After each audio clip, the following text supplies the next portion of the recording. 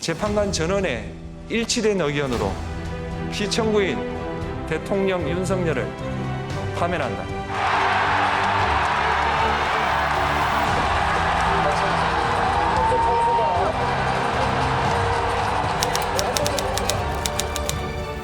(2025년 4월 4일) 오전 11시 22분 헌정사상 두 번째로 대통령이 파면됐습니다.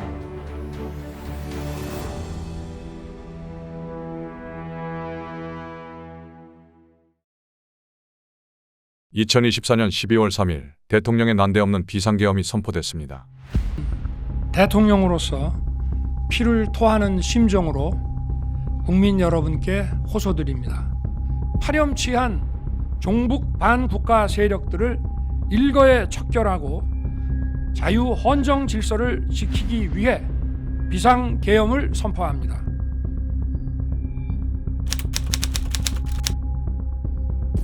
긴장감이 엄습했던 3일 밤과 4일 새벽.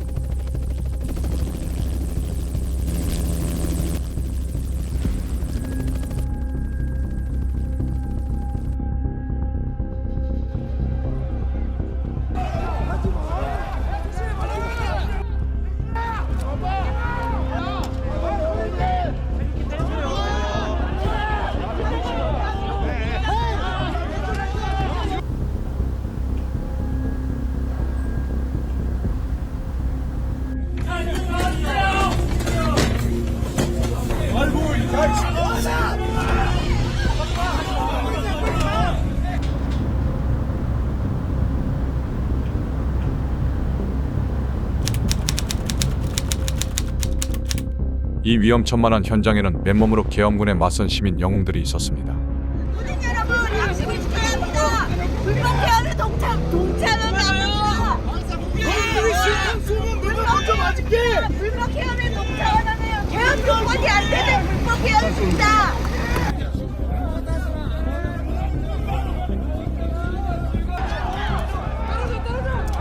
떨어져 움직이지 마. 떨어져 움직이지 마. 누군가는 지인들과 송년회를 하다, 누군가는 뒤늦은 귀가를 하다, 또 누군가는 시험 공부를 하다 여의도로 달려왔다 했습니다. 국회로 모여달라고 호소해 주십시오. 여러분, 지금 즉시 핸드폰을 들고 모두 다 이곳으로.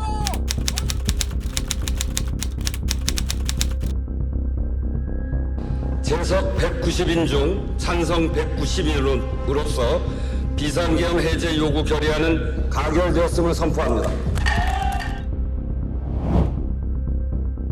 지금 현재 제가 육군에 있는 군인들과 소통한 결과 비상 소집령을 해제하지 않고 여전히 비상 대기 중에 있는 것을 확인했습니다.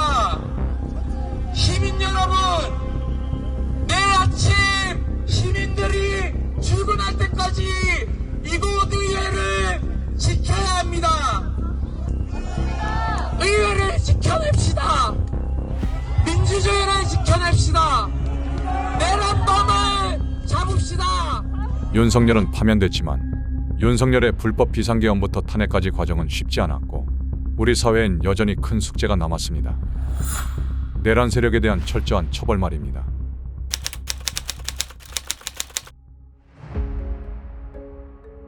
그중 하나는 국민의힘 추경호 전 원내대표는 윤석열의 친위 쿠데타에 어디까지 개입되어 있는가입니다.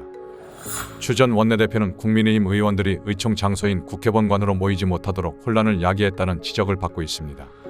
비상계엄 선포. 저도 특 뽑았습니다. 민주당은 바로 국회 소집한다는데 우리는 어찌해야 할까요? 그러게, 비상으로 국회 예산이라도 하겠다는 건가? 대통령의 비상계엄 선포는 잘못된 것입니다. 국민과 함께 막겠습니다. 우리도 긴급의총 소집해야 할 사안. 지도부에서 빠른 입장을 정리해 주시기 바랍니다. 동의합니다. 긴급이총 해야 합니다. 비상계엄을 저는 납득할 수 없습니다. 잠시 후 비상의총을 개최하오니 의원님들께서는 지금 즉시 국회로 모여주시기 바랍니다. 저는 국회로 출발. 이럴 때 의원이 위치해야 할 장소 대한민국 국회입니다.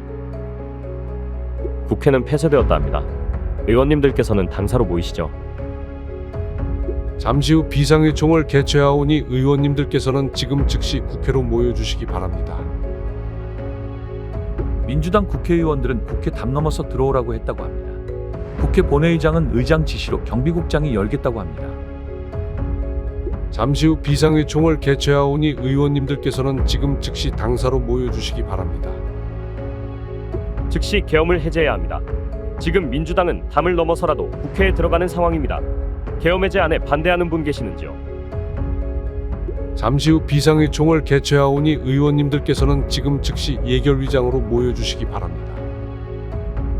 잠시 후 비상의총을 개최하오니 의원님들께서는 지금 즉시 예결위장으로 모여주시기 바랍니다. 지금 추 대표님과 소통했는데 들어가지 못하는 의원님들이 있어서 당사로 모이라고 하시네요. 잠시 후 비상의총을 개최하오니 의원님들께서는 지금 즉시 당사 3층으로 모여주시기 바랍니다. 메시지에 혼선이 있으면 안 됩니다. 추 대표님께서 직접 말씀해 주세요. 맞아요. 경찰들 있어서 담도 못 넘어가요. 잠시 후 비상의총을 개최하오니 의원님들께서는 지금 즉시 당사 3층으로 모여주시기 바랍니다.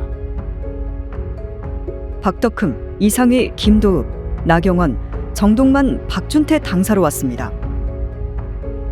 추경호 원내대표가 정리해 주세요.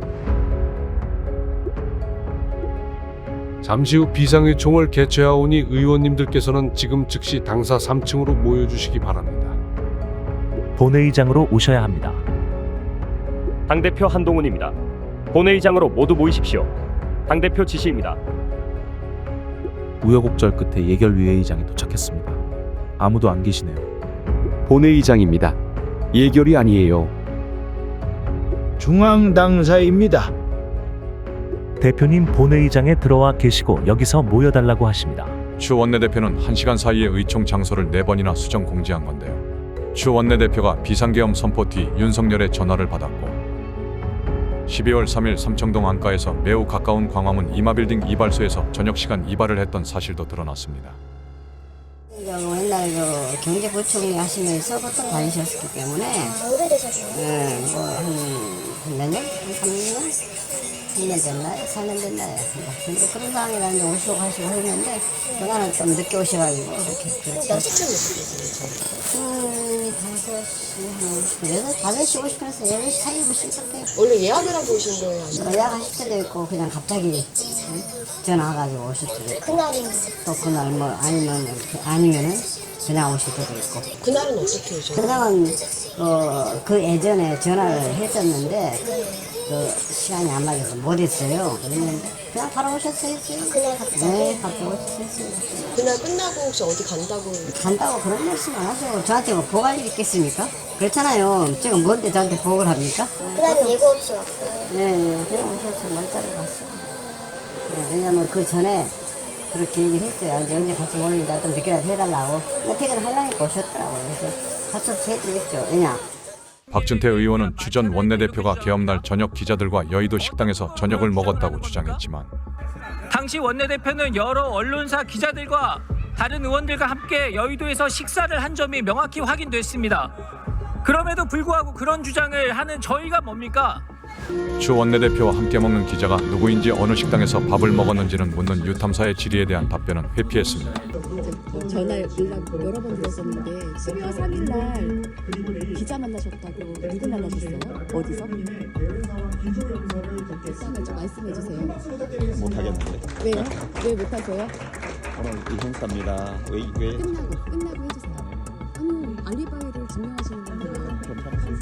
아직 증명 안 하셔도 돼요? 네, 거기 말씀 안 드려도 됩니다. 다 알고 있습니다. 뭘 아세요? 가져가세요. 아니 가져가세요. 의원님, 12월 3일 날 어디 계셨는지 좀 말씀 부탁드리겠습니다.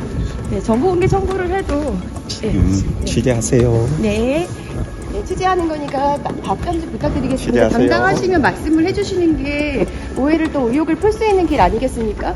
여의도에서 기자들과 그때 식사를 하셨다 그랬는데 어느 식당에서 어떤 기자들과 식사하셨는지 공개해 주셔야 되는 거 아닙니까? 광화문 이마빌딩에서 이발하시고 나서 이발하시고 나서 어디로 가셨습니까? 계속 왜 국회의원들에게 국회 본청에 모이지 못하도록 막지 마세요. 국회 본청에 모이지 못하게 하셨던 건지 제대로 좀 해명을 해주십시오. 최 의원님, 저 권지영 기자입니다. 국회에서 뵀었던 12월 3일에 동선 파악되셨습니까? 12월 3일 대통령 만나셨나요? 안가 가셨습니까? 광화문 이마빌딩에서 이발하신 후에 혹시 안가 가신 겁니까? 결론이잖아요, 최 의원님. 언론의 질문에 답변하십시오. 부끄럽지 않으십니까? 그날 동선 밝혀주셔야 됩니다. 그의 동선은 여전히 미궁에 빠져 있습니다. 둘째, 국민의힘은 처음부터 끝까지 국민을 배신하며 내란을 옹호했습니다.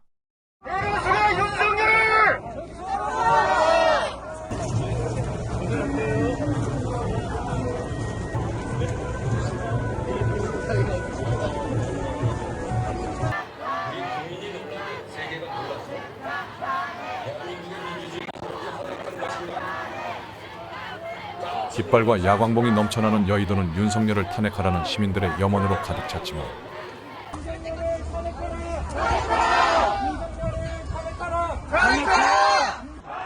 결과는 투표 불성립.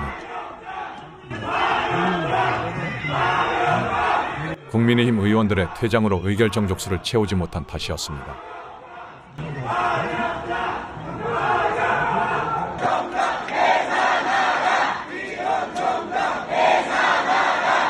투표 부참하셨는데 부끄럽지 않으세요? 부끄럽지 않으세요? 부끄럽지 않으십니까? 투표 관련해 한 말씀 해주시죠. 투표 불참하셨는데 부끄럽지 않으세요? 부끄럽지 않으세요? 부끄럽지 않으세요? 투표 안 하셨는데. 그만.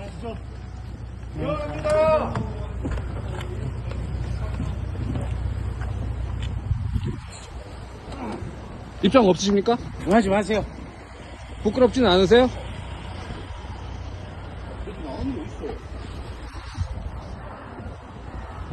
입장 전혀 없으세요? 민주주의 상황이라는 얘기를 하고 있습니다. 어떤 입장 없으세요? 아무도 생각 없으십니까?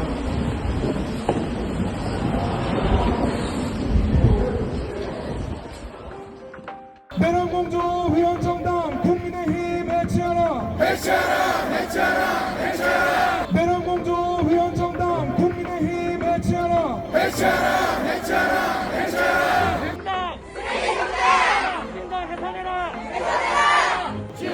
민주화 이후 사상 처음으로 있는 사태에서 어떻게 국민들의 대표자라는 사람이 내란에 부역하고 내란 세력들을 수호하려고 하고 있는지 저는 도저히 납득할 수 없고요. 당신들의 권자가 어느 때고 지속되지 않습니다. 언제까지고 지속되지 않습니다. 잘 생각하시기 바랍니다. 국민들의 민의를 배신한 그런 정당이라고 생각을 하고요. 정말 국민들은 지금 잠을 못 자고 있어요. 며칠째 계속 이 계엄 때문에 놀란 마음을 잠재우기도 전에 계속해서 국회를 지키러 나와야 한다는 어떤 국민들의 그런 의지가 있거든요. 국민의힘은 정말 정신 차리고 대한민국은 국민의 나라입니다. 시대를 잊지 말고 제발 후손들을 생각하세요. 이날 시민들, 특히 청년들은 밤을 잊은 채 국회 주변을 돌며 민주주의를 끝까지 수호하자 서로를 격려했고 성숙한 민주시민의 모습을 보여주었습니다.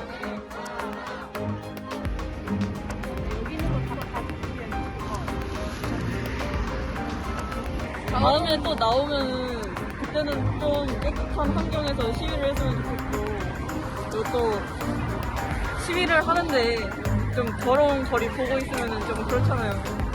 그래서 좀 더 깨끗한 환경에서 시위를 하고, 시위하고 나서 이렇게 더러운데 시위 또 하면 문제 생긴다, 그런 소리 좀 듣기 싫어서요. 그 쓰레기 봉투를 직접 챙겨오신 거예요? 네. 아, 집에서? 네. 아. 10번 찍어 안 넘어가는 나무 없다. 계속 하면 돼요. 될 때까지. 가 204표, 부 85표, 기권 3표, 무효 8표로서 가결되었음을 선포합니다. 12월 14일 결국 104명의 찬성으로 윤석열 탄핵소추안이 가결됐습니다. 그러나 당론조차 결정하지 않고 시간을 끌던 국민의힘. 어떤 장에 주로 나오고 있나요? 표기를 처리를 어떻게 해야 될지 변동이 돼가지고 당문이 바뀔 필요도 좀 보이시나요? 좀 지켜봐주세요. 나중에 또 백도를 하지 않겠나 싶은데.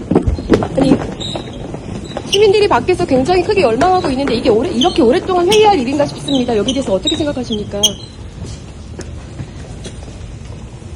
의원님께서는 가결하실 겁니까? 죄송합니다. 표결에는 참여하실 건가요?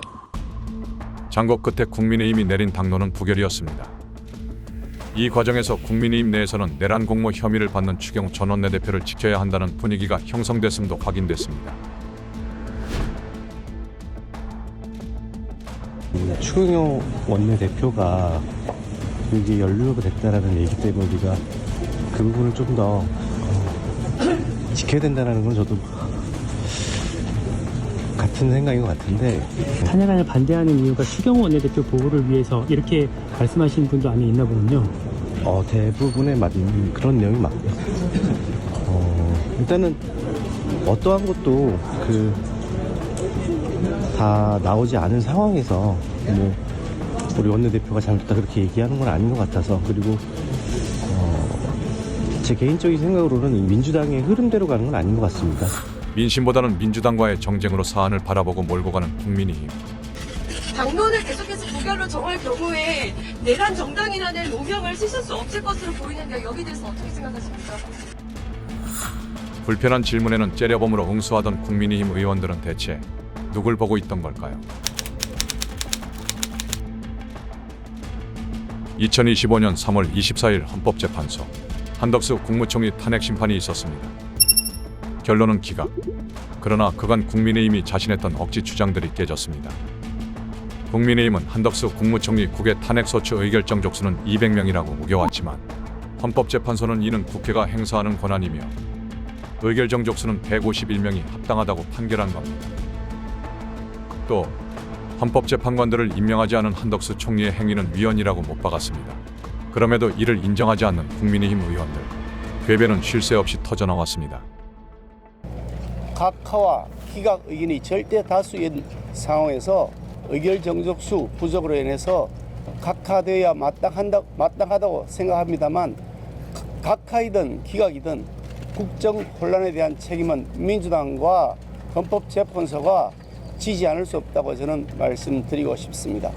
우원식 국회의장과 이재명의 민주당은 이러한 줄 탄핵과 줄 기각에 대한 정치적 책임, 도의적 책임을 지고서 그 직을 사퇴하는 것이 마땅하다고 생각합니다. 우원식 국회의장도 국회의장직에서 사퇴해야 마땅할 것이고, 민주당의 대표 이재명 또한 이 모든 국정 혼란과 마비에 대한 책임을 지고 즉각 대표직에서 사퇴할 것을 촉구하는 바입니다. 국민의힘에서 자신하셨던 의결 정족수 부분이라든지 헌법재판관 3명 임명 안 한 부분들은 위헌이라고 결정이 됐습니다. 물론 의결 정족수 문제는 헌법 해설서에 명확하게 명시되어 있습니다. 그와 달리 헌법재판소가 해석한다고 한다면 교과서와 다르게 수능시험의 결과를 채점하는 것이나 다름없습니다. 이것은 국민들에 대한 사기 행각이라고 저는 말씀 그동안 드려왔는데, 국민이 선출한 적이 없는데 200명 의결 정족수가 그게 맞다고 생각하시는 겁니까? 지금 네, 그 국민의힘에서 자신하시던 그 의결 정족수는 과반이 적법하다고 판결이 나왔고요. 그 헌법재판관 3명 임명하지 않은 부분 하면에까지는 이르지 않았지만 위헌이다라고 네 그렇게 나왔거든요. 네, 국민의힘에서 계속해서 그런 억지를 좀 부리시면서 국민을 좀 억지가 아니지. 혼란스럽게 만들었다 이런 비판이 계속 나올 법한데 여기에 대해서 좀 어떻게 생각하십니까? 억지가 아니라고 억지가 아니라고요? 국민의힘은 둘로 갈라진 극우의 신규 집회의 모습을 드러내며 내란 옹호를 이어가기도 했습니다. 특히 계엄을 부추겼다고 의심되는 전광훈을 찾아가 머리를 조아렸던 윤상현 의원.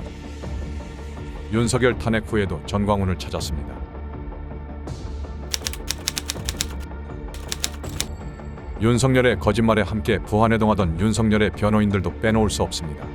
2025년 1월 14일 열린 탄핵 사건 첫 변론기일. 철들고 난 이후로 지금까지 또 특히 공직 생활을 하면서 자유민주주의라는 신념 하나를 확고히 가지고 살아온 사람입니다.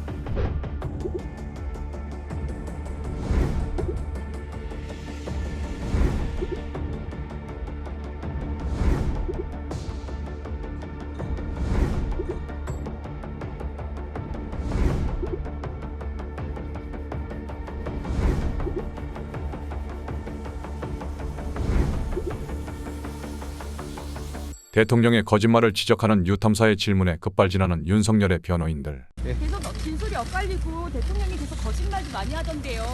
변호인들이 네? 누구시죠? 유탐사 권지연 기자입니다. 일단 재판 보세요. 네. 계속 거짓말도 많이 하던데. 재판 보시라고요. 변호인들이 그렇게 지시하시는 겁니까? 아니면 본인이 그렇게 거짓말하는 겁니까? 재판 보시라고 누가 거짓말을 한다는 건지. 계속 처음부터 끝까지 거짓말을 하고 있어서 국민들이 우박하게 터지고 있습니다. 김용현 씨가 거짓말한다는 입장이신 거죠? 재판 지켜보시라고요. 이미 말을 맞추신 겁니까? 지금 여기 조사하시러 나왔습니까? 물어보는 겁니다. 때려보지 마십시오. 이유가 있었습니다. 국회의원은 요원으로, 계엄령은 계몽령으로 둔갑시켰고 모든 건 야당 탓, 피해를 본 국민이 없다는 등 코미디 같은 거짓말들을 잔뜩 준비해 왔으니 발작 버튼이 눌릴 수밖에 없었을 겁니다. 한술 더 떠 비상입법기구를 알지 못한다는 거짓말까지 하는 변호인들이었습니다. 오늘 서시나요? 네? 대통령 서세요? 여기 서시냐고요? 네. 그걸 안 서시는 걸로 알고 있는데 정확한 건 모르겠습니다. 비상입법기구 만약에 계엄 성공해서 설치됐다면 여기 계신 변호사님들 거기서 활동하셨을 거라는 생각도 좀 드는데 어떻게 생각하십니까? 비상입법기구가 뭐죠? 비상입법기구 모르시나요? 그게 뭔데요? 네, 김용원 장관이 본인이 썼다고 하던데요. 비상입법기구라는 건 없습니다. 어제 공수처 강제 구인돼서 한 말씀. 네, 끝나고 말씀드릴게요. 오늘 출석하는 이후에는 지지자 결집 의도가 깔려 있는 거 아니냐는 얘기도 나오는 분석도 나오는데요. 정치적인 질문에 답변하지 않겠습니다. 이번에 폭동의 책임감 느끼십니까? 서부지법 폭동 관련해서 책임을 느끼십니까? 그거 무슨 이상한 말씀 하지 마세요. 이거 저 헌법재판 관련해서 왔으니까 이따 끝나고 말씀드리겠습니다. 네? 대통령 의지입니다. 오늘 어떤 부분 집중적으로 좀 밝히시죠? 비상계엄 관련 문제니까 비상계엄의 정당성이고 비상계엄은 헌법상 권한이기 때문에 내란죄가 성립되지 않는다는 부분을 말씀하실 겁니다. 최근에 대통령의 행동 때문에 계속 폭동이 일어나고 있는데 여기에 대해서 책임감을 혹시 안 느끼실까요? 들어가시면 안 되세요. 아니 비상입법기구를 모르십니까? 비상입법기구 뭐예요? 이번에 계속 전두환 때처럼 하려고 하셨던 거잖아요. 증명도 내지 않은 사실 가지고 그렇게 잠시만요. 밀고 들어오지 마세요, 뒤에 분들. 신박한 계산법으로 윤석열을 합법을 가장에 탈옥시켰다 비판받는 지기현 판사와 내부의 비판에도 귀를 막고 즉시 한국권마저 포기한 심우정 검찰총장, 윤석열 석방청원을 돌렸던 검찰 동우회 한상대 회장, 윤석열 김건희만의 사설 경호처로 전락시킨 주범으로 꼽히는 김성훈 경호처장. 경호 1순위가 김건희 씨였다는 얘기도 있는데요. 맞습니까? 구의원이 김건희입니까? 경호처가 내란숙의 사설 경호 집단입니까? 그렇게 전락했는데요. 국민들이 많이 비판하고 있습니다. 친구 생일 잔치 위해서 경호처 직원들, 경호부대까지 동원해가지고 그렇게 사설 경호부대처럼 활용한 거 그거 떳떳하십니까? 친구 생일 잔치에 그렇게 동원해도 되는 겁니까? 생일 파티에 네. 저만 갔다면 어떻게 생각하시겠어요? 제 한일이 개인적인 주신 영달을 대통령이라고 노래까지 함께 지으셨잖아요. 갔습니다. 누가 함께 갔습니까? 그거 혹시 김건희 씨 같이 아이디어 낸 겁니까? 남편 생일 잔치 그렇게 해주라고? 기와폰으로 김건희 씨와 어떤 대화 나누는지에 대해서는 답을 못 하십니까? 내란 수계로부터 지시받은 거 있으십니까? 말씀을 좀 해보십시오. 기와폰을 통해서 김건희 씨랑 어떤 대화 나누십니까? 아픕니다. 이들에게 공직이란 무엇인지 묻게 됩니다. 권영세 국민의힘 비상대책위원장은 4일 윤석열 탄핵 심판 선고 이후 헌법재판소의 입장을 무겁게 받아들인다며 수용 입장을 밝혔습니다. 그러나 내란 옹호에 대한 사과는 없었습니다. 책임을 여전히 민주당에게 돌리는 취지의 발언을 하는가 하면 민주당이 국회를 장악한 상황에서 반복되는 의회 폭주와 정치적 폭거를 제대로 막아내지 못한 점도 반성합니다. 계엄을 정면으로 비판한 김상욱 의원을 축출하려는 모습입니다. 그런데도 국민의힘은 조기 대선 승리에 몰두하는 모습입니다. 탄핵 선고를 앞두고 책까지 펴냈던 윤석열. 탄핵 이후 관저에서 파티까지 열었습니다. 윤석열 탄핵 결정에 불복하겠다는 전광훈 일당들. 여전히 선전선동을 이어가고 있습니다. 모두 동상이몽이지만 하나의 키워드로 연결됩니다. 반민주 내란 적폐 세력. 그런데 내란은 끝났다며 국민의힘의 연정을 제안한 세밀의 민주당은 추운 겨울 거리에서 피켓을 든 시민들을 아연실색하게 만듭니다. 내란은 종식됐다고 생각합니다. 그리고 내란을 끊었습니다. 그렇지 않았으면 대통령 선거도 시작될 수가 없었겠죠. 내란 중인데 어떻게 선거를 치를 수 있겠습니까? 충분히 대화 상대가 된다고 생각을 하시는 거죠, 그러면? 대화 상대가 안 될 이유가 없죠. 저 헌법상에 있는 정당인데.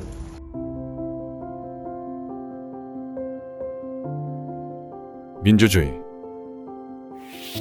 누구나 소중한 생명을 갖는 동시에 누구에게도 무시받지 않을 인권의 소중함을 기본 전체로 합니다. 유난히 길고 어둡던 겨울밤을 이겨내고 민주주의를 지켜낸 그 중심에는 평범하지만 용감한 시민들이 있었음을 기억합니다.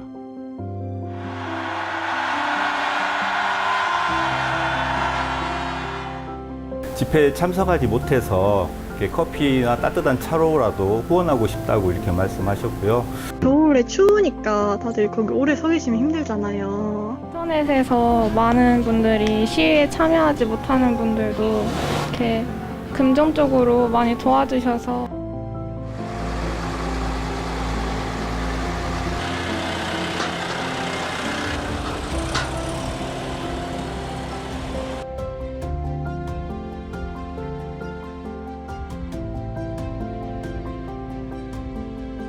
고향 일산에서 왔어요. 집에만 있으면 안 될 것 같았어요. 아무래도 이제 이렇게나 집에 있는 저를 끌어내게 한 윤석열 정부, 이 추운 날씨에 저를 바깥으로 끌어낸 이 정부를 저는 용서할 수 없고,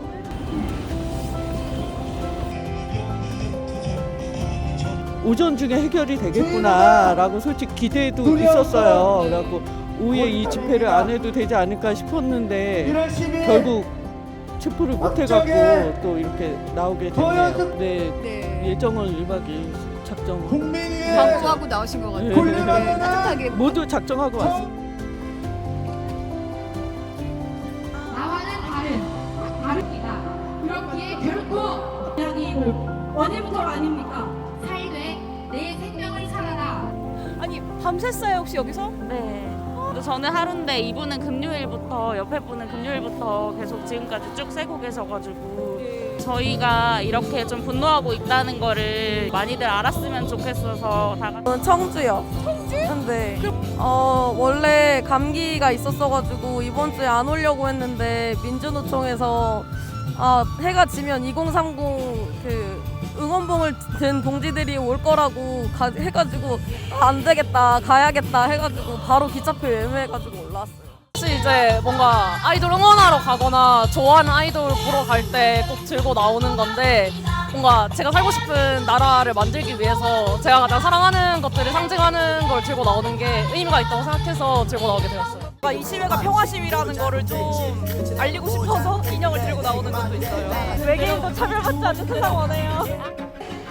정작 계엄 당일날 수원 통역이 없었기 때문에 농민들은 정말로 이 계엄이 그대로 진행된다면 예전 광주 민주화 항쟁 때 처음으로 농민분이 희생당하신 것처럼 또 똑같은 일이 벌어지지 않았을까라는 걱정과 비난의 소리가 굉장히 컸었어요. 그래서 통역사들이 어떻게 해서든 통역이 비지 않도록 노력해보자라고 서로 이야기가 돼서 정의는 이기게 돼 있죠. 따뜻한 차 한잔 드시고 별건 아니지만은 조금 더 힘내서 같이 목소리를 내주셨으면 해서 이렇게 나왔으니까 좀 미래를 위해서 조금 더 힘을 냈으면 좋겠습니다. 어제 광화문 집회를 갔다가 이제 남태령에서 지금 시위가 열리고 있다는 걸 뒤늦게 봐가지고 아침에 이제 몸 좀 씻고 난 다음에 바로 달려왔어요. 이 라이브를 계속 보다가 너무 화가 나가지고.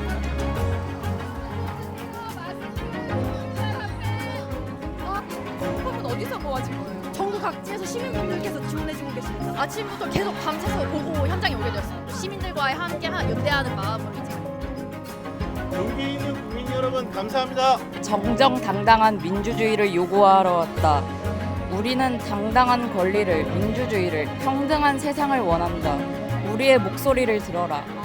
오늘의 소년이 그 시절의 소년과 함께하고 있다. 소년아, 너는 혼자가 아니다.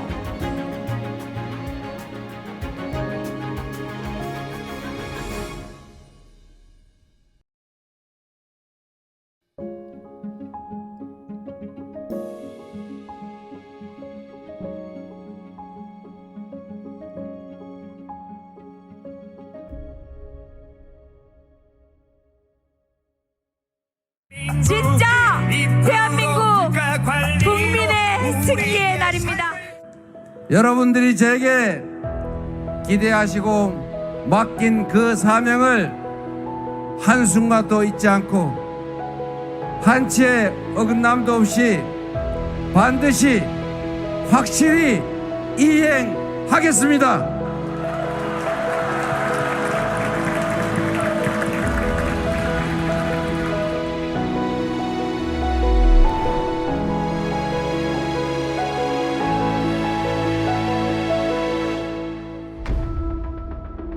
시민사회단체들이 한일 정상회담을 굴종 외교, 또 외교 참사로 규정하며 육군 사관학교가 결국 홍범도 장군의 흉상을 학교 밖으로 내보내기로 했다고.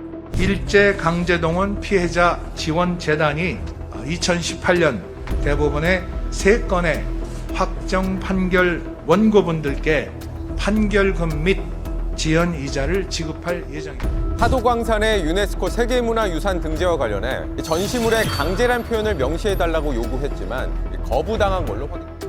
김형석 독립기념관장 외에도 역사 관련 기관 요직을 뉴라이트 성향 인사들이 독식하고 있다는 지적이 나오고 있는데요. 국방부가 우리 땅 독도를 분쟁 지역으로 표현해 논란입니다. 또 지도에는 독도를 표기조차 하지 않았습니다.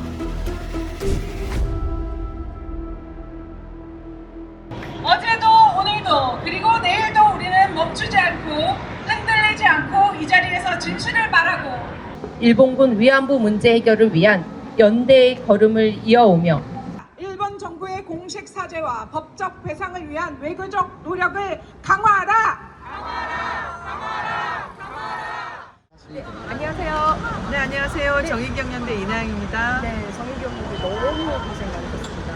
네, 지난 윤석열 친일 세력들 때문에 정말 고생이 많았습니다. 오늘 수요 집회 딱 대선 끝나자마자 열린 수요 집회였는데 네. 아침에 나오실 때 좀 기분이 좀 남달랐을 색달랐을 것 같아요. 감개무량했어요. 지난 윤석열 정권 지난 3년여간 짧게는 6개월 제가 윤석열 즉각적인 사회 대기업 비상행동 의장되기 때문에 그 세월이 주마등처럼 지나가더라고요.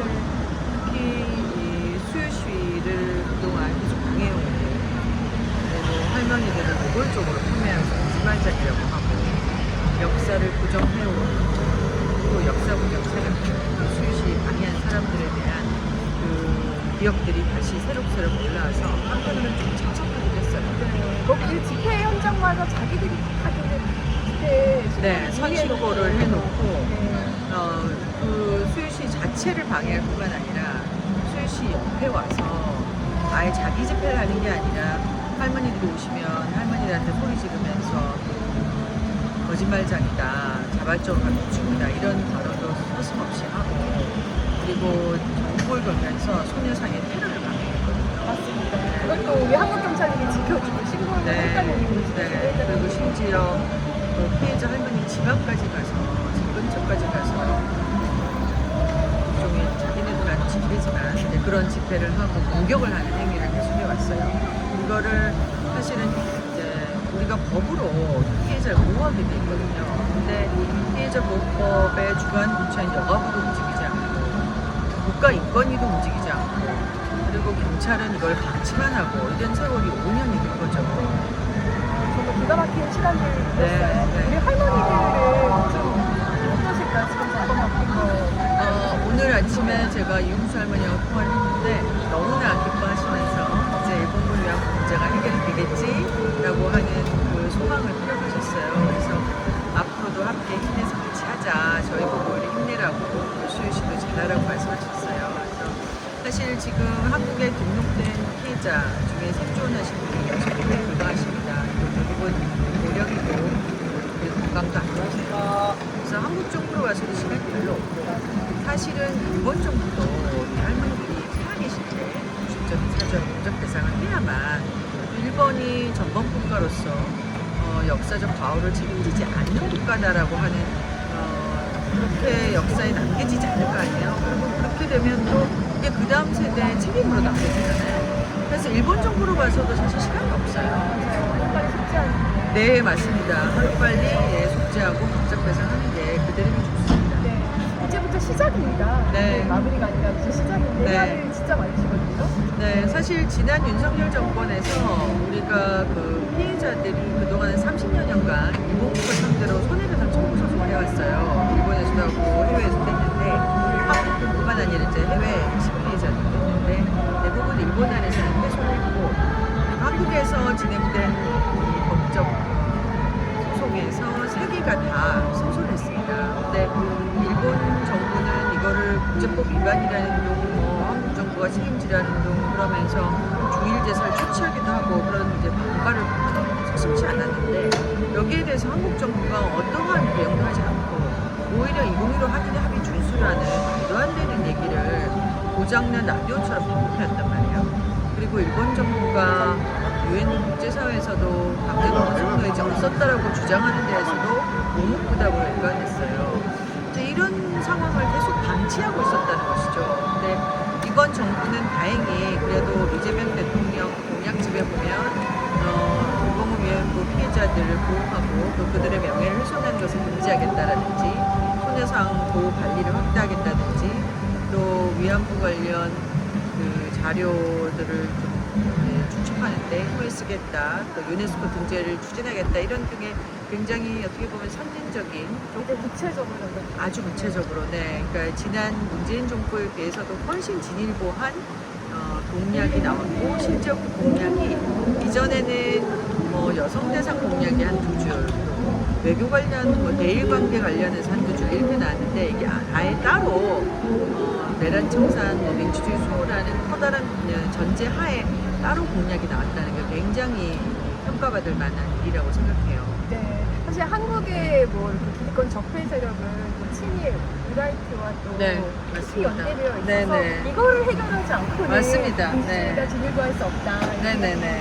네. 그러니까 이제 이 이재명 정부 같은 경우는 지난 윤석열 정권에서 망가진 것이 가장 큰 부분이 역사 부분이라고 인식하고 있는 것 같고 그리고 이 내란 세력의 뿌리가 결국 친일, 극우 세력이라는 것을 인지하고 있는 것 같아요. 그래서 결국은 한국의 민주주의 수호를 위해서라도 이 내란 세력 청산이 굉장히 시급하고 그들의 뿌리를 캐내는 것이 중요하고 이들과 연결되어 있는 이제 위안부 문제나 과거사 문제, 부정에 대해서 굉장히 단호하게 대응할 것이라고 믿고 또 그것이 되도록 저희 시민들도 힘을 합해서 계속해서 요구해야 되겠죠. 네, 맞습니다. 함께 그 실천에 나가야 되거든요. 네, 맞습니다. 네, 간열이 높계신데 간열지는 않지만. 간열입니다. 네. 네, 무겁습니다. 감사합니다. 네, 바라는 거 소망 그래도 한마디 네. 해주시고 마무리하겠습니다. 우리 피해 생존자들이 지금 6분밖에 남지 않으셨는데 이분들이 돌아가시기 전에 위안부 문제뿐만 아니라 역사 정의가 실현되는 세상을 보여드리고 싶습니다. 그 길에 이재명 정부가 힘써 주시기를 간곡히 요청드립니다. 감사합니다. 새로운 대한민국 화이팅! 새로운 대한민국 화이팅! 네. 안녕하세요. 저는 민족통일애국 청년회라는 청년단체에서 일하고 있는 김태준이라고 합니다. 오늘은 어떻게 매주 이렇게 나오시나요? 네, 매주 나와야 되는데 매주는 못 나오고 단체 일 하다가 또 이렇게 발언으로 연대하거나 또 시간이 될 때 이렇게 꾸준하게 연대하고 있습니다. 지난 3년과 또 오늘 나왔을 때 마음 좀 다르셨을 것 같아요. 지난 3년은 뭔가 좀 투사의 마음으로 좀 나왔던 것 같고 진짜 중요한 게 일단은 오늘 구호도 그렇지만 일본 정부의 어떤 사죄와 또 배상이 수현 씨뿐만 아니라 이제 모든 사람들에게 이제 영원이라고 생각이 들고 특히 이제 정부가 이제 바뀌었으니까 과거에 잘못됐던 것들을 우리 정부가 할 수 있는 것들을 빨리 해나갔으면 좋겠다. 중에서는 올해가 또 위안부 합의 박근혜 때 맺었던 위안부 합의 10년 되는 해거든요. 이때 이제 시민들의 힘으로 정권도 바꿔내고 있기 때문에 위안부합의만큼은 하게 되면은 할머니들이 조금이라도 좀 돈을 좀 풀 수 있지 않을까 그런 생각 정말 드는 것 같아요. 지난 3년간 좀 어떠셨어요? 저는 이제 뉴스를 정말 많이 봤거든요. 네. 뉴스를 좀 많이 봤었고 특히 이제 역사 문제에 대해서는 뭐 홍범도 장군 통상 이런 좀 철거하는 그런 문제라던가 뭐 특히 이제 일제 강제동원 피해자들도 또 위안부 피해자분들만큼 또 곤욕을 겪었잖아요. 네. 아 되게 시간이 없다라는 생각이 들면서도 너무 화가 나고 이게 같이 가면 너무 좀 초조했던 마음이 분노의 3년. 컸던 것 같아요. 네, 맞아요. 지금 한 20대 후반, 30대 후반 저 30대 후반입니다. 아, 중간이시군. 어쨌든 30대. 네. 2030 남성분들에 대한 안타까움 아까도 좀 말씀하셨는데. 맞아요. 이번 투표 때 그쵸 여실히 드러났어요. 네. 왜 그런 것 같으세요? 아, 근데 이게 저도 뭐 한 명의 또 시민이기 때문에 이 모든 걸 다 구조적인 원인까지 다 말씀드리긴 알수 없지만, 어렵고 네. 근데 저도 이제 주변의 주변에 청년들하고 많은 또 거예요. 많이 네. 이야기를 해보면서 안녕하세요. 네. 기존 정치에 대한 좀 불신이 크다라는 생각이 들었어요. 그거는 이제 많은 역대 정권들의 좀 다 같은 잘못이라고 생각이 들고 다만 이게 이제 좀 안타까운 방향으로 이준호가 같은 어떤 혐오 혹은 사실 똑같은 사람이 이제 뭔가 이름만 개혁신당이라는 이유로 그쪽으로 잠시 표가 좀 가는 방향이 있어서 저도 되게 좀 안타까운 마음이 있고 아니 그러니까 기존 정치에 불신하는 건 이해가 가는데 그래서 더 신뢰하지 못할 사람들을 지지하는 게 좀 이해는 맞습니다. 가거든요. 그래서 네. 이게 조금 복잡하게 네네네네. 있는데 그래서 결국에 이제 이걸 어떻게 보면 저희 같은 입장에서는 이제 어떻게 해결할 거냐. 저는 그래서 이재명 정부가 정말 중요하다 생각이 들어요. 또다시 시민들이 광장에 나와서 정권을 바꿔내고 특히 이제 계엄을 막아냈기 때문에 이제는 이 변화들을 만들어 왔을 때 그랬을 때 좀 더 청년 세대들한테도 변화가 가능하다라는 것들을 줄 수 있지 않을까. 네. 그런 좀 해결책으로서 저도 시민의 한 사람으로서 열심히 해야겠다. 정부도 또 감시도 하고 또 지지도 하고 또 목소리를 내고 해야겠다 생각이 많이 드는 것 같습니다. 앞으로 제일 먼저 하고 싶은 거 혹시? 정말 많은데 네. 또 이 자리에 왔기 때문에 아까도 얘기했던 이 10년이 된 위안부 합의 반드시 올해 꼭 파기하자. 그걸 위해서 시위도 함께 또 정의연과 함께 또 열심히 투쟁하도록 하겠습니다. 또 뭐 모든 직함 이런 거 내려놓고 그동안 3년 동안 또 개고생하셨을 것 같거든요. 넘어가 좀 그런데요. 네네. 고생한 날 위해서는 또 뭐.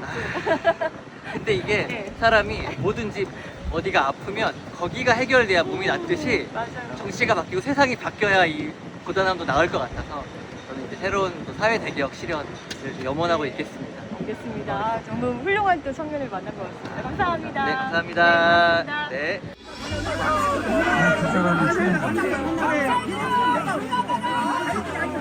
언론계의 어른이고 우리 사회 어른이고 맞습니다. 모욕을 줄 수 있냐고. 그래 상을 못 줄망증 역사에 부끄러워라. 압수수색을 하고 이렇게 한다고?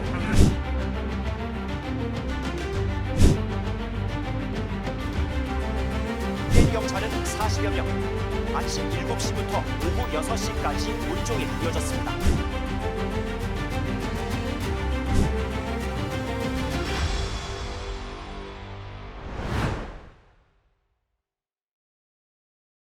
뭐하죠 지금? 이게 뭐야?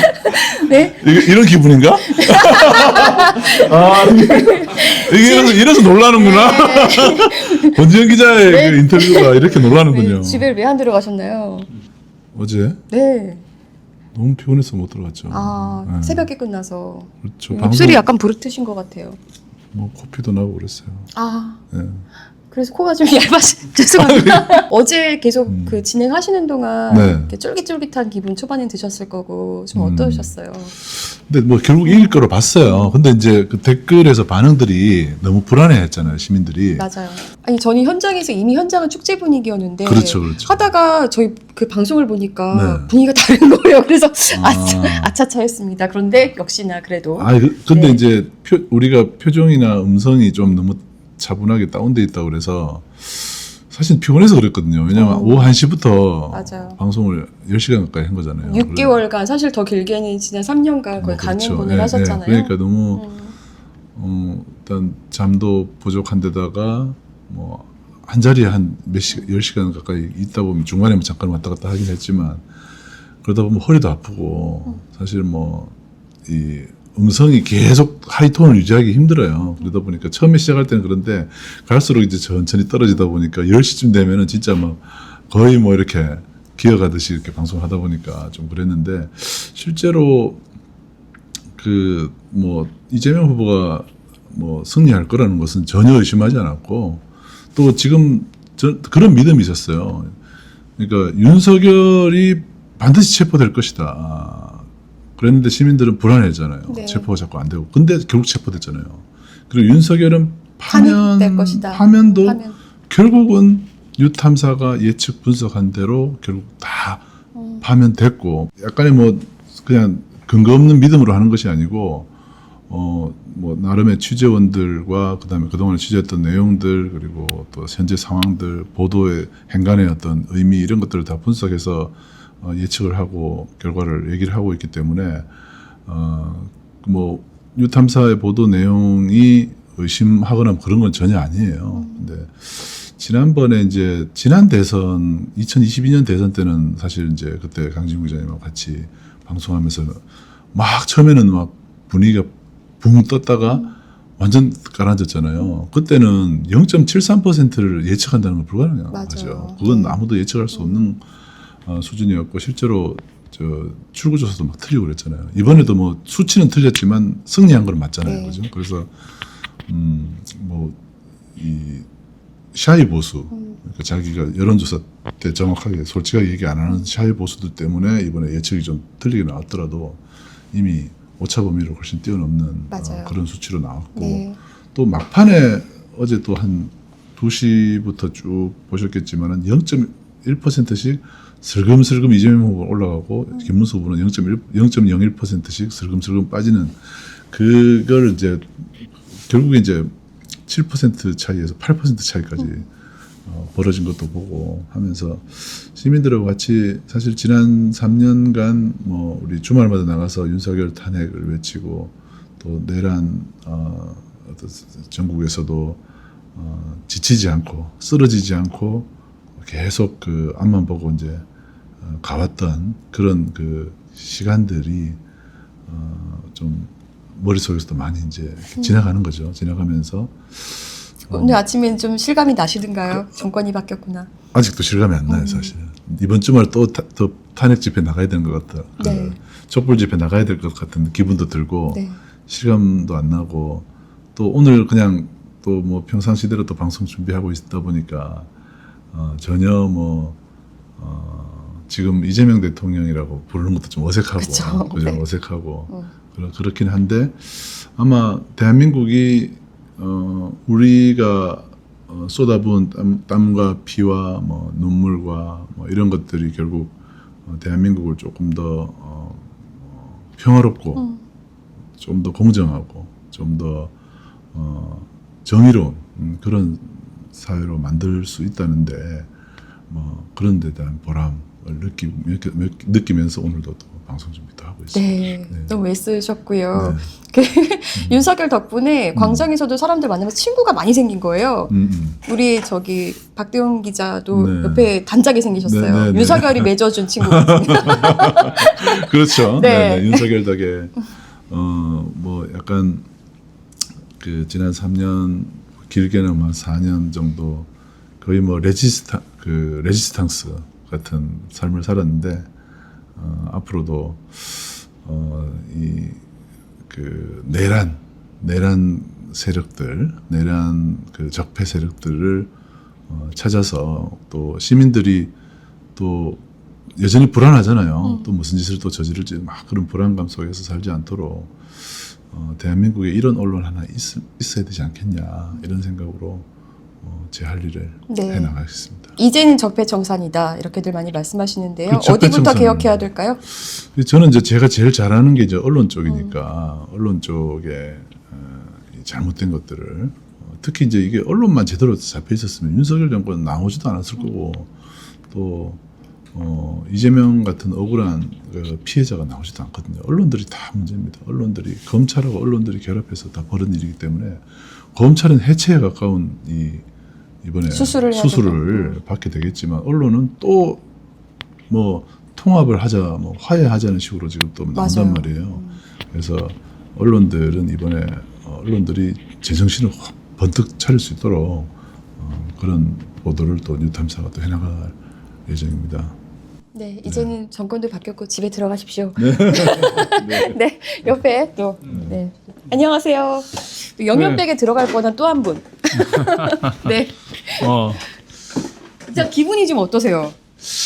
기분이 글쎄요, 뭐 그냥 시원섭섭해요. 시원섭섭해요?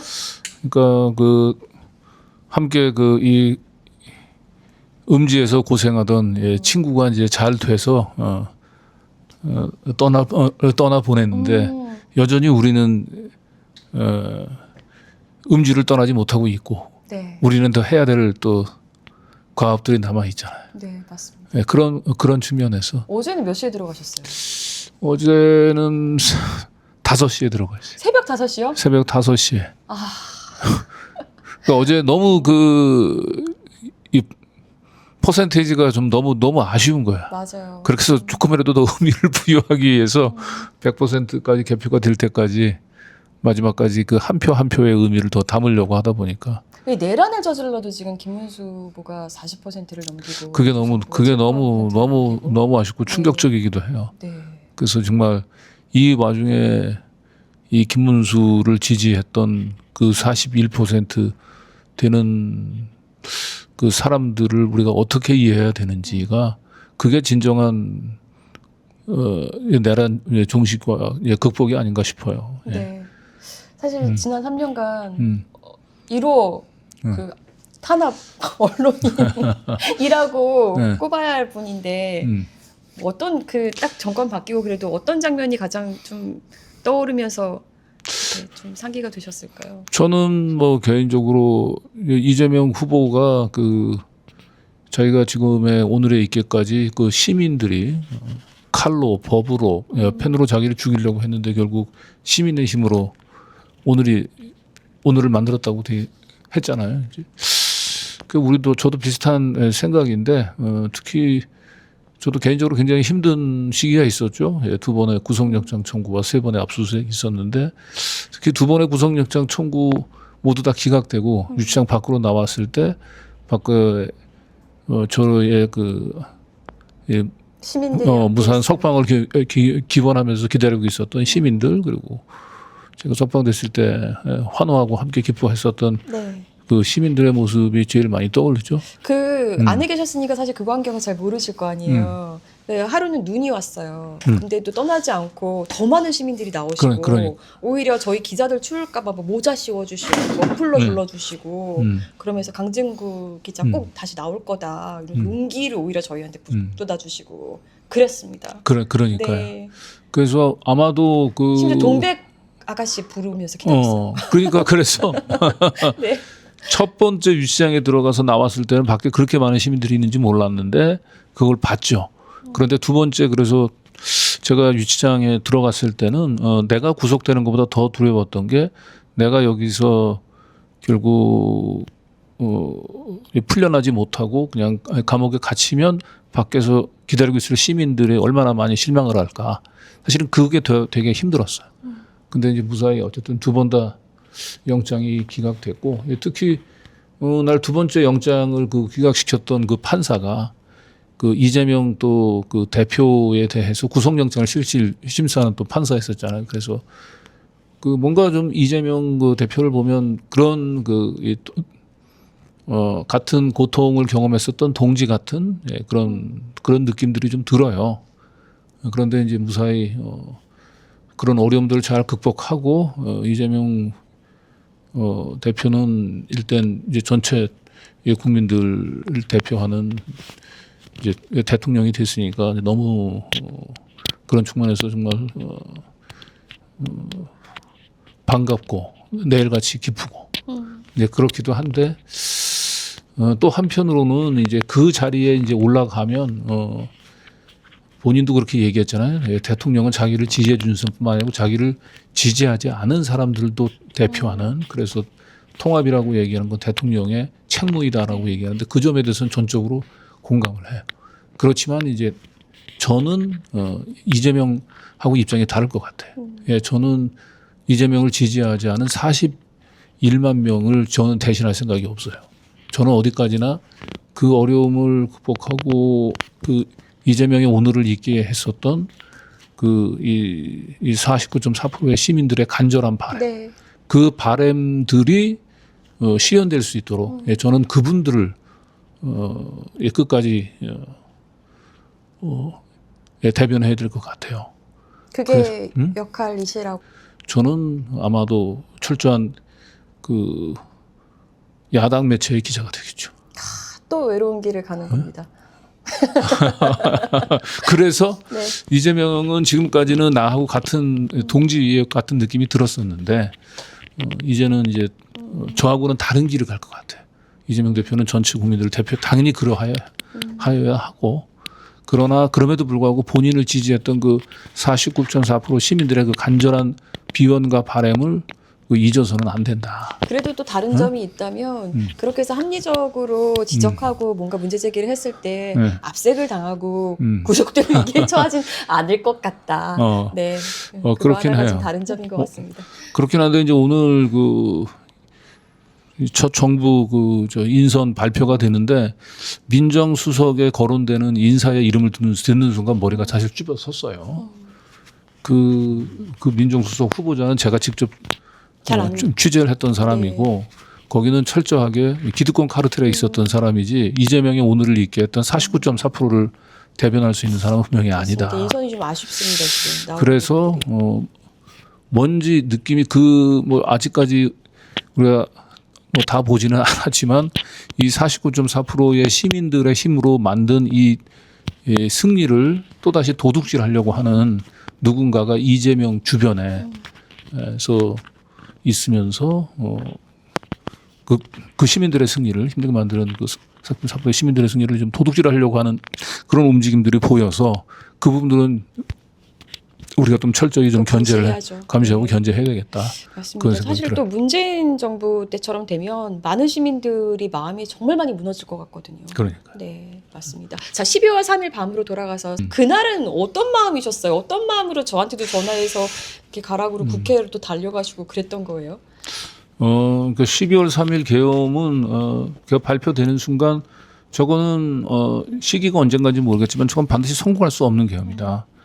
결국 이 빙하 속에 있던 이 윤석열이 결국 시대를 잘못 읽고 결국 자신의 이 정권의 운명을 조기에 이 재촉하는 스스로의 명을 재촉하는 그 계엄이라고 하는 건 저는 직관적으로 알고 있었고, 다만 저 계엄이 다시 이제 시민들의 힘으로 완전히 제압될 때까지는 하여튼 일정한 기간이 좀 필요할 거로, 그렇게 길진 않지만 일정한 기간이 필요할 거라고 봤고, 그 기간 동안에는 우리가 지하 방송을 해야 될 것 같다는 느낌이 좀 들었어요. 지하 방송을 해야 될 것 같다. 그래서 나하고 계속 단짝처럼 움직이던 박대영 기자와 저는 서로 동선을 따로 해서 움직여야 되겠다. 같이 움직이다가 같이 붙잡히게 되면 우리 이 방송이 죽으니까 계속 따로 움직이자라고 그때 결의를 했었고, 그러면서 제가 이제 순간적으로 우리가 요 12.3 계엄 당시에 우리가 가서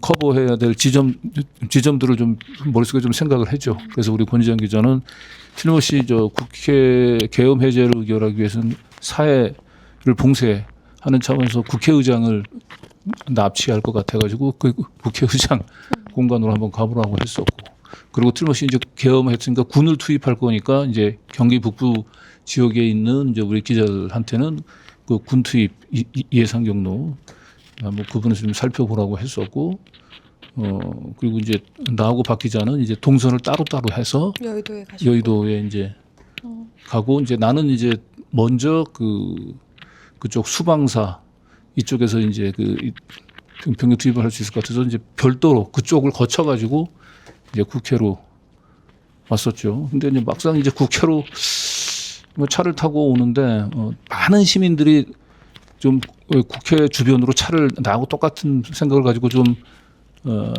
달려오기를 좀 바랬어요. 근데 저는 조금 늦게 가서 그런지 그때 한 자정 무렵 좀 갔었는데 차가 많이 보이지 않더라고요, 여의도 쪽으로.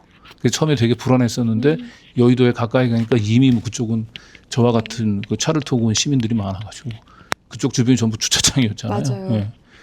그래서 저희는 아주 그 시민들이 이미 형성해내온 그 이 전선 속에서 시민들과 함께 또 시민들이 있으니까 두렵지도 않았어요. 이건 직관적으로 그 국회 주변에 수많은 시민들이 몰려 있는 걸 보고 이건 우리가 승리할 수밖에 없다라고 생각했고 결국은 너무 쉽게 우리가 승리를 따냈죠. 사실 그 한 장면 한 장면이 굉장히 이제 눈물 나는 생각하면 생각할수록 이제 감동적인 우리 시민들이었습니다. 그렇죠. 네. 정말 시민들의 뜻이 잘 관철되는 정부로 서야 될 것 같은데요. 네. 어디부터 개혁해야 될까요? 어디부터 개혁을 일단은 할까? 너무 많은 탄압을 받으셨으니까 검찰이 생각나실 것 같긴 한데. 그러니까 뭐 검찰과 사법부라고 얘기하는 거는 그 너무 이 운동권 엘리트들의 관심이 있는 그 개혁이라고 얘기하고 가장 중요한 건 민생 개혁이라고 얘기를 하는데 민생 개혁은 물론 필요하긴 해요. 근데 결국은 이 기득권 카르텔을 해체하는 가장 궁극적인 저는 출발점은 그 기득권 카르텔이 숨쉴 수 있는 가장 궁극적인 그들의 힘의 원천을 타격을 해야 된다고 보거든요. 민생 회복이라고 얘기하는 거는 기득권 카르텔도 다 입으로 다 동의해요. 네. 중요한 건 그 기득권 카르텔의 엄청난 저항이 따르지만 그 저항을 굴하지 않고 극복해내면서 그들의 그 힘의 원천을 타격해내는 개혁이 필요하고 이제 그런 차원에서 저는 당연히 이 검찰 개혁, 사법 개혁, 언론 개혁이 제일 시급한 과제라 가장 어려우면서 그런데 이제 아무래도 그 부분들은 굉장히 격렬한 저항이 예상이 되기 때문에 결국 문재인 정부도 결국 애둘러 갔거든요. 그리고 처음에 그걸 하지 못하고 자꾸 시기를 미루다 보니까 맞아요. 놓쳤어요. 네, 결국 놓쳤잖아요. 네. 그래서 이재명 정부가 가장 힘이 있을 때 가장 극심한 저항이 예상이 되는 개혁을 과제를 좀 해야 된다. 그런데 아마도 아마 이재명 뭐 대통령이나 아니면 그 주변에 있는 참모들은 가장 쉬운 계획부터 우선 해가면서 지지율을 쌓아 올리고 그걸 바탕으로 가장 힘든 개혁을 과제를 이뤄 나가는 것이 좋지 않을까 이렇게 생각할 수 있는데 만약에 그렇게 생각한다면 저는 그거는 문재인 정부의 실패를 반복할 수도 있다고 문재인 봐요. 정부가 사실 지지율을 너무 생각했죠. 네. 네. 그래서 지금 가장 큰 힘이 있을 때 저들의 가장 격렬한 저항을 하는 것은 그것이 그들의 힘의 가장 궁극적인 원천이기 때문에 그래요. 가장 아픈 곳이기도 하고 전면전을 처음부터 전면전을 두려워해서는 안 된다고 네. 보고 그 거꾸로 우리가 뒤집어 보면 윤석열 검찰 독재에서 배울 것도 있어요. 네. 윤석열 검찰 독재는 철저히 자신을 지지해 줬던 사람들이 원하는 대로 눈치 안 보고 그냥 밀어붙였거든요. 거긴 눈치를 안 봤습니다. 정말. 네. 그러니까 그 지지자들에게 굉장히 효용성을 줬지 정책에서. 우리는 근데 단 한 번도 민주정부가 항상 그 자신을 지지하지 않았던 사람들을 지지층으로 끌어올리기 위해서 지지층들이 바랬던 개혁들은 항상 뒤로 맞아요. 미루다가 결국은 아무런 개혁들도 해내지 못하고 정권 말기에 이제 힘이 빠져서 결국 다음 정권은 다시 또 보수 정권에 넘겨줬죠 정권은. 근데 이번에는 그런 전철을 반복해서는 안 된다. 그래서 처음서부터 저는 저들이 가장 극심한 저항이 예상이 되지만 또 우리가 또 가장 큰 힘을 가지고 있을 때 처음서부터 초기에 가장 강력한 개혁 드라이브를 걸어야 된다. 네. 그런 생각하고 있습니다. 지난 3년간 누구보다 열심히 뛰셨는데요. 뭐뭐한 강진구 기자. 강진구 기자 앞에 수식어를 딱 단다면 어떤 수식어가 달리면 가장 흐뭇하실 것 같으신가요? 뭐를 수식어를 붙이면 좋을까요? 그냥 이재명 대표는 충직하면서도 유능한 뭐 이렇게 얘기를 했는데 저는 충직보다는 저는 강직이라는 표현이 좋을 것 같아요. 강직한. 강직한. 역시 또- 강자 돌림. 네. 네. 그리고 유능함보다는 날카로운 그런 표현이 더 좋을 것 같으네요. 강직하고 날카로운 강진구 기자. 네. 강날 기자님으로. 네. 여러분 많이 기억해 주시면 좋겠습니다. 네. 고맙습니다. 네, 고맙습니다. 네. 안녕하세요. 안녕하세요. 지금 촬영 중이에요. 맞아요. 여기 기다리세요. 정권 바뀌었어요. 집에 좀 가요. 네. 집에 좀 가. 왜 안 가요? 지금부터 할 일이 더 많을 것 같아요. 여기 뼈를 묻겠습니다. 네. 다음 질문. 네. 타신 거 여름만 되면 저보다 더 까매지세요. 네, 저는 자동으로 이렇게 타버려요. 그늘로 다녀도. 네, 좀 실감이 나세요? 이게 좀 새로운 정부가 들어서고 새로운 세상이 왔다. 어제 방송 중에도 저기 김한나 위원장님 끝나고 가실 때 직전에 얘기했지만 너무나 당연한 결과인데도 너무 비현실적이다 그런 느낌들을 얘기했거든요. 저도 그랬고 그래서 근데 오늘 아침에 일어나니까 좀 실감이 나긴 나요. 진짜 검은 어떤 먹구름 같은 게 거친 느낌이고 오늘 뭐 기분이 그래서 그런지 몰라도 아침에 일어났다니까 온 세상이 반짝반짝 빛나는 그런 느낌을 받았거든요. 그래요. 네, 좀 달라졌다 실감을 하시는 것 같은데 그동안 진짜 고생 많으셨거든요. 제가 뭐 고생했나요? 많이 하셨죠. 공 기자님이 많이 하셨지. 아유, 아닙니다. 어떤 게 가장 기억나세요? 지난 3년간 혹은 6개월로 출격해서 생각하셔도 좋고.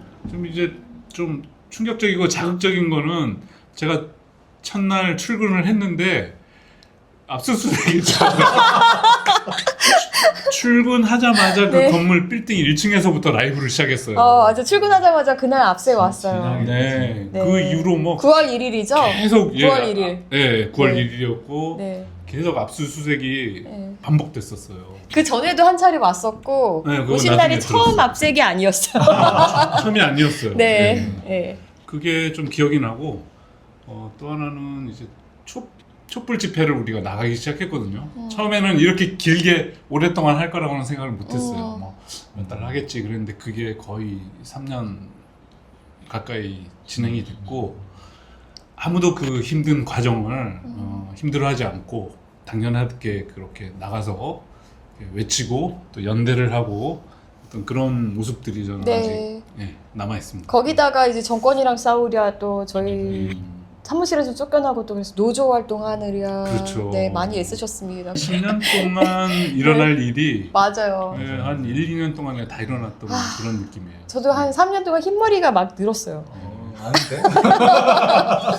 저 흰머리 늘었어요. 정말 진짜 고생한 나를 위해서 그래도 상을 준다면 그래도 좀 뭘 좀 하고 싶으실까요? 상을 준다면 제가 이제 뭐 산에 가고 이런 거 좋아하거든요. 뭐 이렇게 다른 거보다도 그걸 가장 좋아하는데 산에도 가고 캠핑도 좀 하고 싶고 그러면서 그런 시간들에 또 생각도 좀 하고 그런 시간들을 좀 가지고 싶어요. 네, 오케이. 그 기분을 담아서 노래 한 곡 부탁합니다. 제가 제일 못하는 게 노래거든요. 네. 사랑도 명예도 이름도 남김없이 한평생 나가자던 뜨거운 맹세 동지는 간데 없고 깃발만 나붙겨 새날이 올 때까지 흔들리지 말자. 여기까지. 네, 감사합니다. 대규모 인파가 깔리는 대참사가 빚어졌습니다. 여기서 진짜 많이 들었다는데요. 안전 책임자의 안일한 대응이 얼마나 무서운 결과를 가져오는지. 고 최수곤 상병 사망 사건을 조사하던 해병대 수사단장이 국방부 지시를 따르지 않고 수사 기록을 경찰로 넘겼다는 이유로 보직 해임됐습니다. 필승! 저는 전 해병대 수사단장 박정훈 대령입니다. 최수곤 상병의 시신 앞에서 너희 죽음에 억울함이 남지 않도록 철저히 조사하고 재발 방지가 되도록 하겠다고 약속하고 다짐하였습니다. 세석 198인 중 찬성 194인, 반대 3인, 기권 1인으로서 순직 해병 수사 방해 및 사건 은폐 등의 진상규명을 위한 특별검사 임명 등에 관한 법률안은 가결되었음을 선포합니다.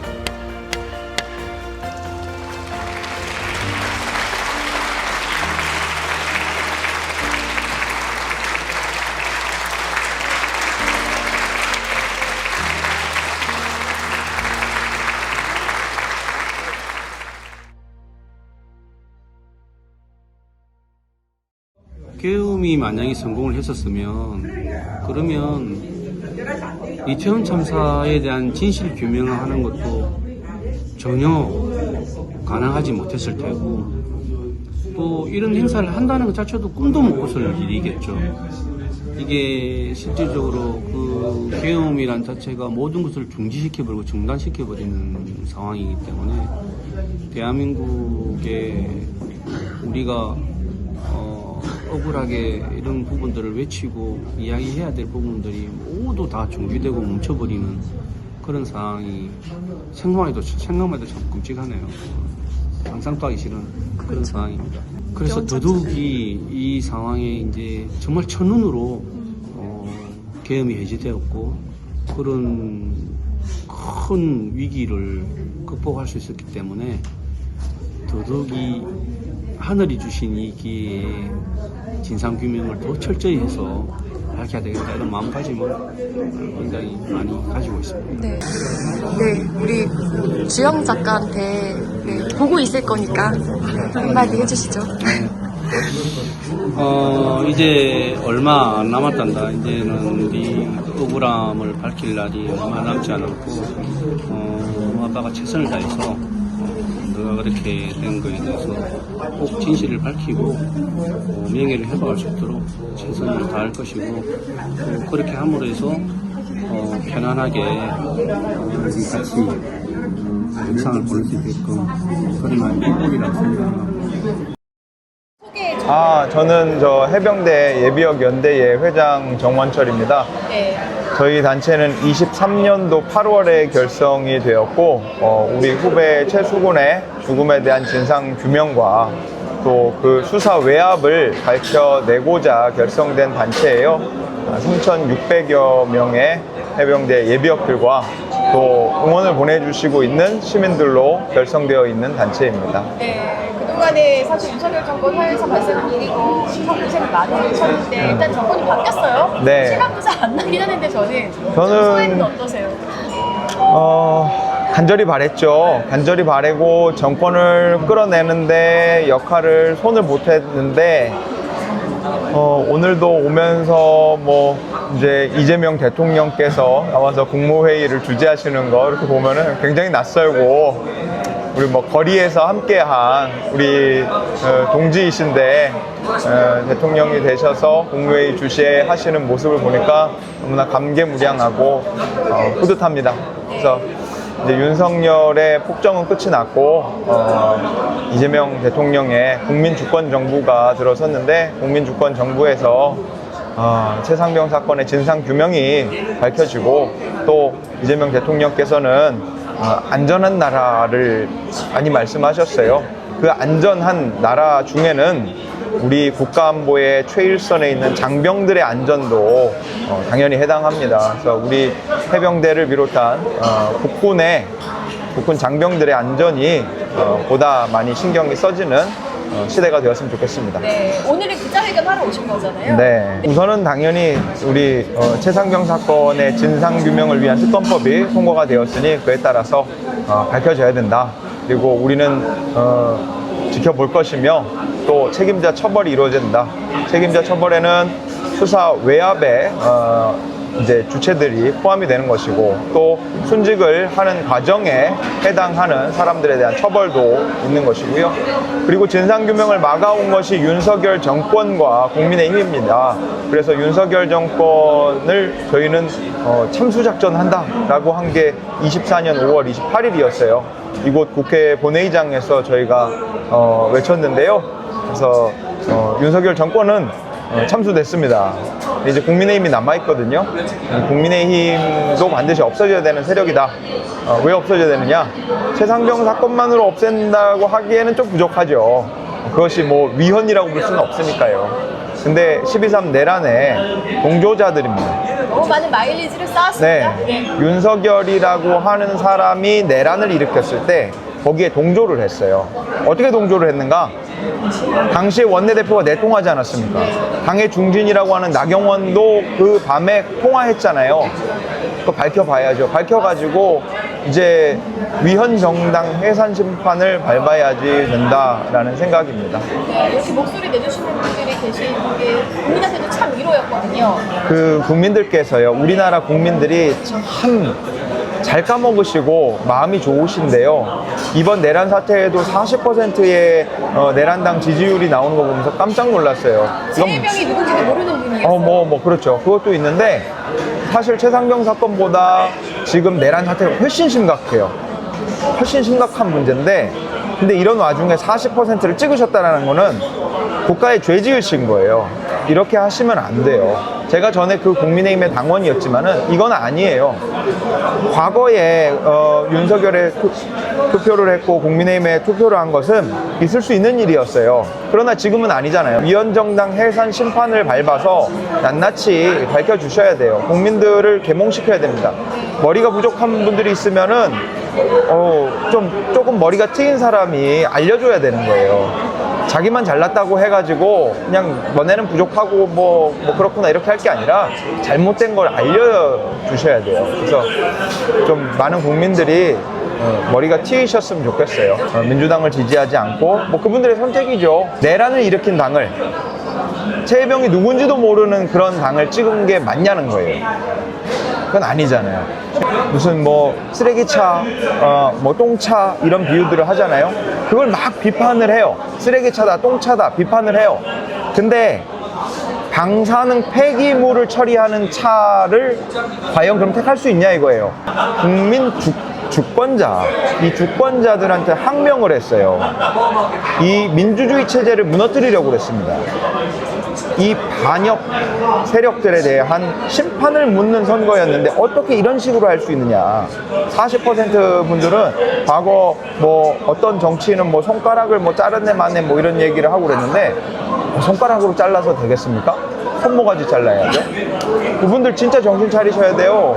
지금 이게 1번이 좋아 2번이 좋아가 아니라 정의냐 불의냐의 싸움이었어요.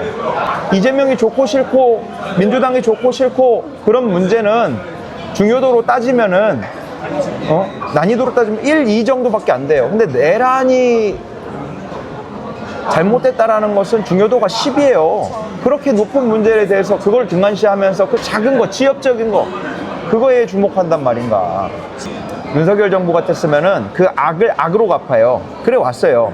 하지만 이재명 대통령은 그 악을 악으로 갚지 말고 그 부족한 분들도 잘 품는 정부를 만들어 주셨으면 좋겠습니다. 잘 이루어졌으면 좋겠고요. 네. 이제 최상병에 대한 진상규명, 사건 진상규명, 박정훈 대령 아직 원칙 구속이 안 되고 있잖아요. 이제도 하루빨리 해결이 돼야 할 것 같습니다. 네, 네. 민주주의 회복의 첫걸음이 맞습니다. 맞습니다. 네, 네. 이제 오늘 통과되는 특검법에 따라서 이제 최상병 사건의 진상 규명이 이루어질 것이고 또 우리 박정훈 대령님도 복직이 되실 거예요. 그게 이재명 대통령님 해병대 공약입니다. 네, 반드시 지켜야겠습니다. 예, 고맙습니다. 1승. 예. 네. 이처럼 금융시장 불안이 계속되고 경제 상황도 녹록지 않게 돌아가자 정부가 5년간의 경제정책 방향을 공개했습니다. 기업과 부자들의 세금을 확 내리고 규제도 과감하게 풀어서 민간 주도로 경제를 끌고 가겠다는 건데 코스피 지수가 9거래일 만에 2,600선 밑으로 주저앉았습니다.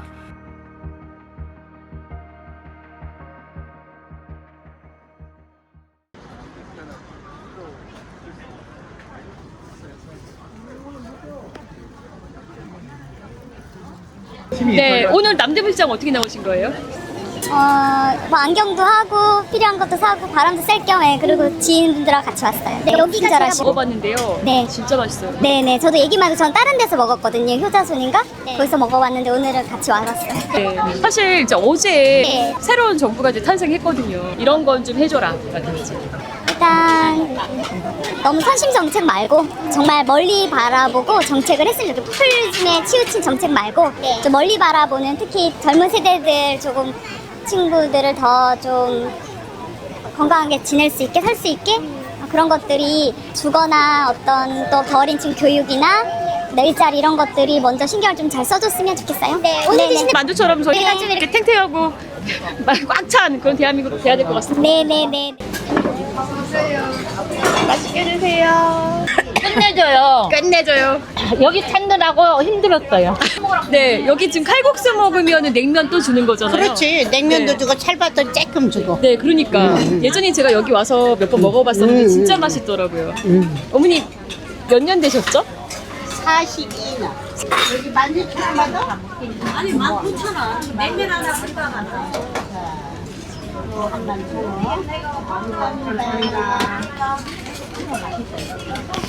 여기 와서 먹을 걸 그랬는데. 어머니 근데 안 늙으셨어요. 나이가 일은 하나도 안 늙고. 아, 그래요? 안 늙으셨는데? 28살 때 나오고 바짝 늙어버렸고 막 할매들. 안 힘드세요? 힘은 들어도 그냥 나와서 이렇게 여러 사람 보는 재미 즐겁지 뭐. 어디 아픈 데는 없으세요, 그죠? 네. 일을 하면 건강해. 하루 몇 시간이나 일하세요? 자냐고? 자는 건 4시간. 일은? 일은 한 16시간, 7시간 하나 봐. 너무 불공정하잖아요. 자는 시간 너무 조금이고 일하는 시간 많고. 아, 죽어버리면 영원히 자는데. 이렇게 일하셔가지고 자녀들 다 키우시고 했을 거 아니에요? 그냥 열심히 일한 것뿐이야. 너무 장한 어머님이신데. 아니 요즘 여긴 그래도 항상 바글바글해요, 손님이. 그러니까 여기는 손님이 오면은 그냥 한 가지만 주는 게 아니고 2가지, 3가지 주잖아. 그러니까 그 맛에 또 그냥 43년을 해왔기 때문에 다 맛도 있어. 맛도 있고 다 푸짐하고. 똑같이 맛있어. 그리고 주인들이 첫째는 시골 사람들이 돼갖고 다 좋은 사람들이야. 네. 이른이 다 넘어서 90%가 지금 처음에 여기 오픈해서 지금까지 하는 사람들이야. 그리고 한 10%만 한 2집만 바뀌었어. 그래서 맛도 좋고 인심도 좋고 사람도 좋고 그래서 막 40몇 년 전 단골이 지금도 와. 대한민국 사람들이 다 여기 같으면 좋겠네요. 그렇지. 그럼 따봉이지. 그러니까. 어머니, 근데 네.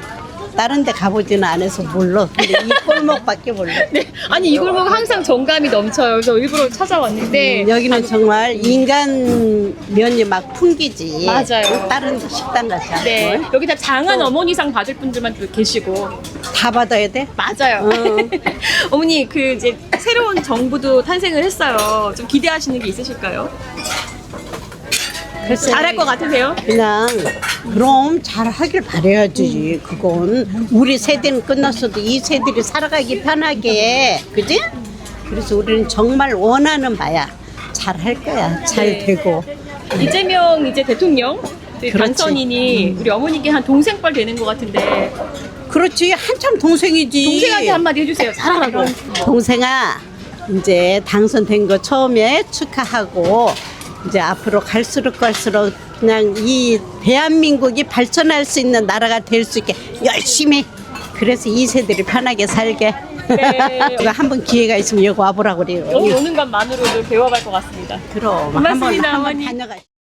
한강 작가의 노벨상 수상을 혐오한 부부 일배를 버젓이 선거방송심의위원장으로 임명한 사람. 이 모든 비정상적 조치를 자행한 인물이 바로 류희림 씨입니다. 굉장히 어깨가 무거우실 것 같습니다. 이제 우선 새 정부 열리고 이제 오늘 기자회견 여셨는데요. 일단은 좀 기분들은 어떠세요? 네, 진짜 굉장히 기분이 좋지만 실은 엄청 어깨가 무겁습니다. 왜냐하면 곳곳이 뭐 훼손되고 망가진 데가 너무 많아서 그 구멍을 어떻게 메꿔야 하나. 갑자기 뭐 새 정부가 들어선다고 이렇게 마술을 부려서 갑자기 딱 좋아지는 게 아니라 굉장히 시간이 오래 걸릴 것이고 또 그동안 국민들이 또 지치지 않을까 그런 것도 걱정이 됩니다. 한 번씩 여쭤보고 싶어요. 네, 뭐 새 정부 열려서 뭐 오늘 처음 저희가 기자회견한 게 아니고요. 어제도 이미 새 정부 이후 첫 번째 국회 기자회견을 저희가 진행을 했습니다. 그 내용은 이창수 전 서울중앙지검장에 대한 내용이었고요. 오늘 시리즈로 이어서 하고 있고 뭐 가능하다면은 국민의 뜻이 있다면 계속해서 진행을 할 예정이고요. 뭐 새 정부가 열렸지만 지금부터 시작이죠. 조국혁신당은 국민 통합을 외치고 있습니다. 굉장히 저희는 지지를 하고 있고 조국 전 대표님 또한 뭐 보내주신 옥중 서한을 보면은 국민 통합이 가장 우선이다. 하지만 내란 세력 척결이 선제가 돼야 된다라는 것을 분명히 하고 있습니다. 이번에 선거 기간 동안 저희가 계속해서 밝혔지만 검찰 독재에 대한 검찰 세력에 대한 개혁 부분을 명확하게 하고 있습니다. 조국혁신당은 뭐 잘 아시겠지만 검찰로 인한 가장 큰 피해자는 지금 현재 대통령이 되신 이재명 대통령과 조국 전 대표라고 저희는 생각을 하고 있고 국민적 공감대가 있습니다. 검찰 개혁 조국혁신당이 가장 앞서서 끌고 나갈 예정입니다. 네. 다른 이제 진보 정당 같은 경우는 이제 민생에 초점을 두고 있고 사실 이제 개혁 문제는 우리 조국혁신당이 가장 앞장서 주셔야 될 것 같아요. 또 그렇게 하고 계시고. 네. 그 민생도 중요한 부분이고요. 역할 분담이 있을 것 같습니다. 그리고 새 정부가 들어서면서 모든 것이 제자리로 돌아간다는 느낌을 받을 수 있을 것 같다. 왜냐하면 오늘 방금 전에 속보가 떴는데 그 김학의 불법 출금 그 관련해서 그 우리 차기군 의원님, 이광철 변호사 그리고 이규현 변호사가 다 오늘 무죄 확정받았습니다. 대법원에서.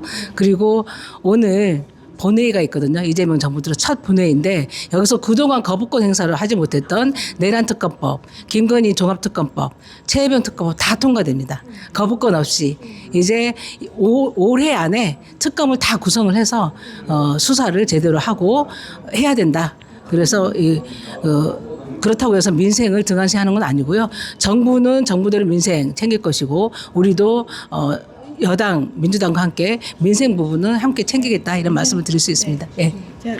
민생 말씀을 하셔서 첨언을 하자면은 이재명 대통령께서 후보 당시에 공약집 냈습니다. 처음부터 끝까지 AI입니다. 민생을 위해서 저는 공감을 하고 있고요.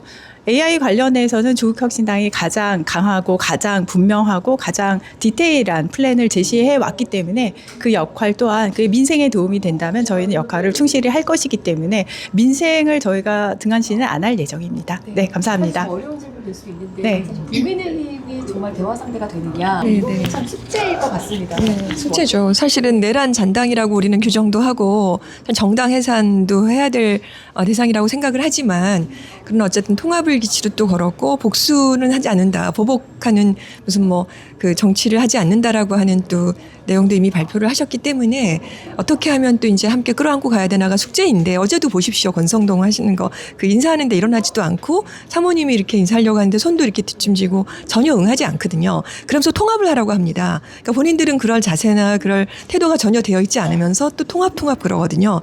굉장히 이렇게 어불성설 이렇게 뭐 맞지 않는 항상 그런 행태를 보이는데 어쨌든 그럼에도 불구하고 40% 가까이 또 표를 얻은 또 그 김문수 후보가 그랬기 때문에 어쨌든 파트너로서 함께 가야 될 숙제가 있는 것이죠. 그게 정말 어려운 정치적 과제인 것 같습니다. 기회는 주되 계속 이런 식으로 나오면 국민들이 또 가만히 그렇죠. 국민들이 이걸 지역적으로 판단하면 안 되고요. 통합에 대한 명분의 공통 분모가 있어야 된다고 생각을 합니다.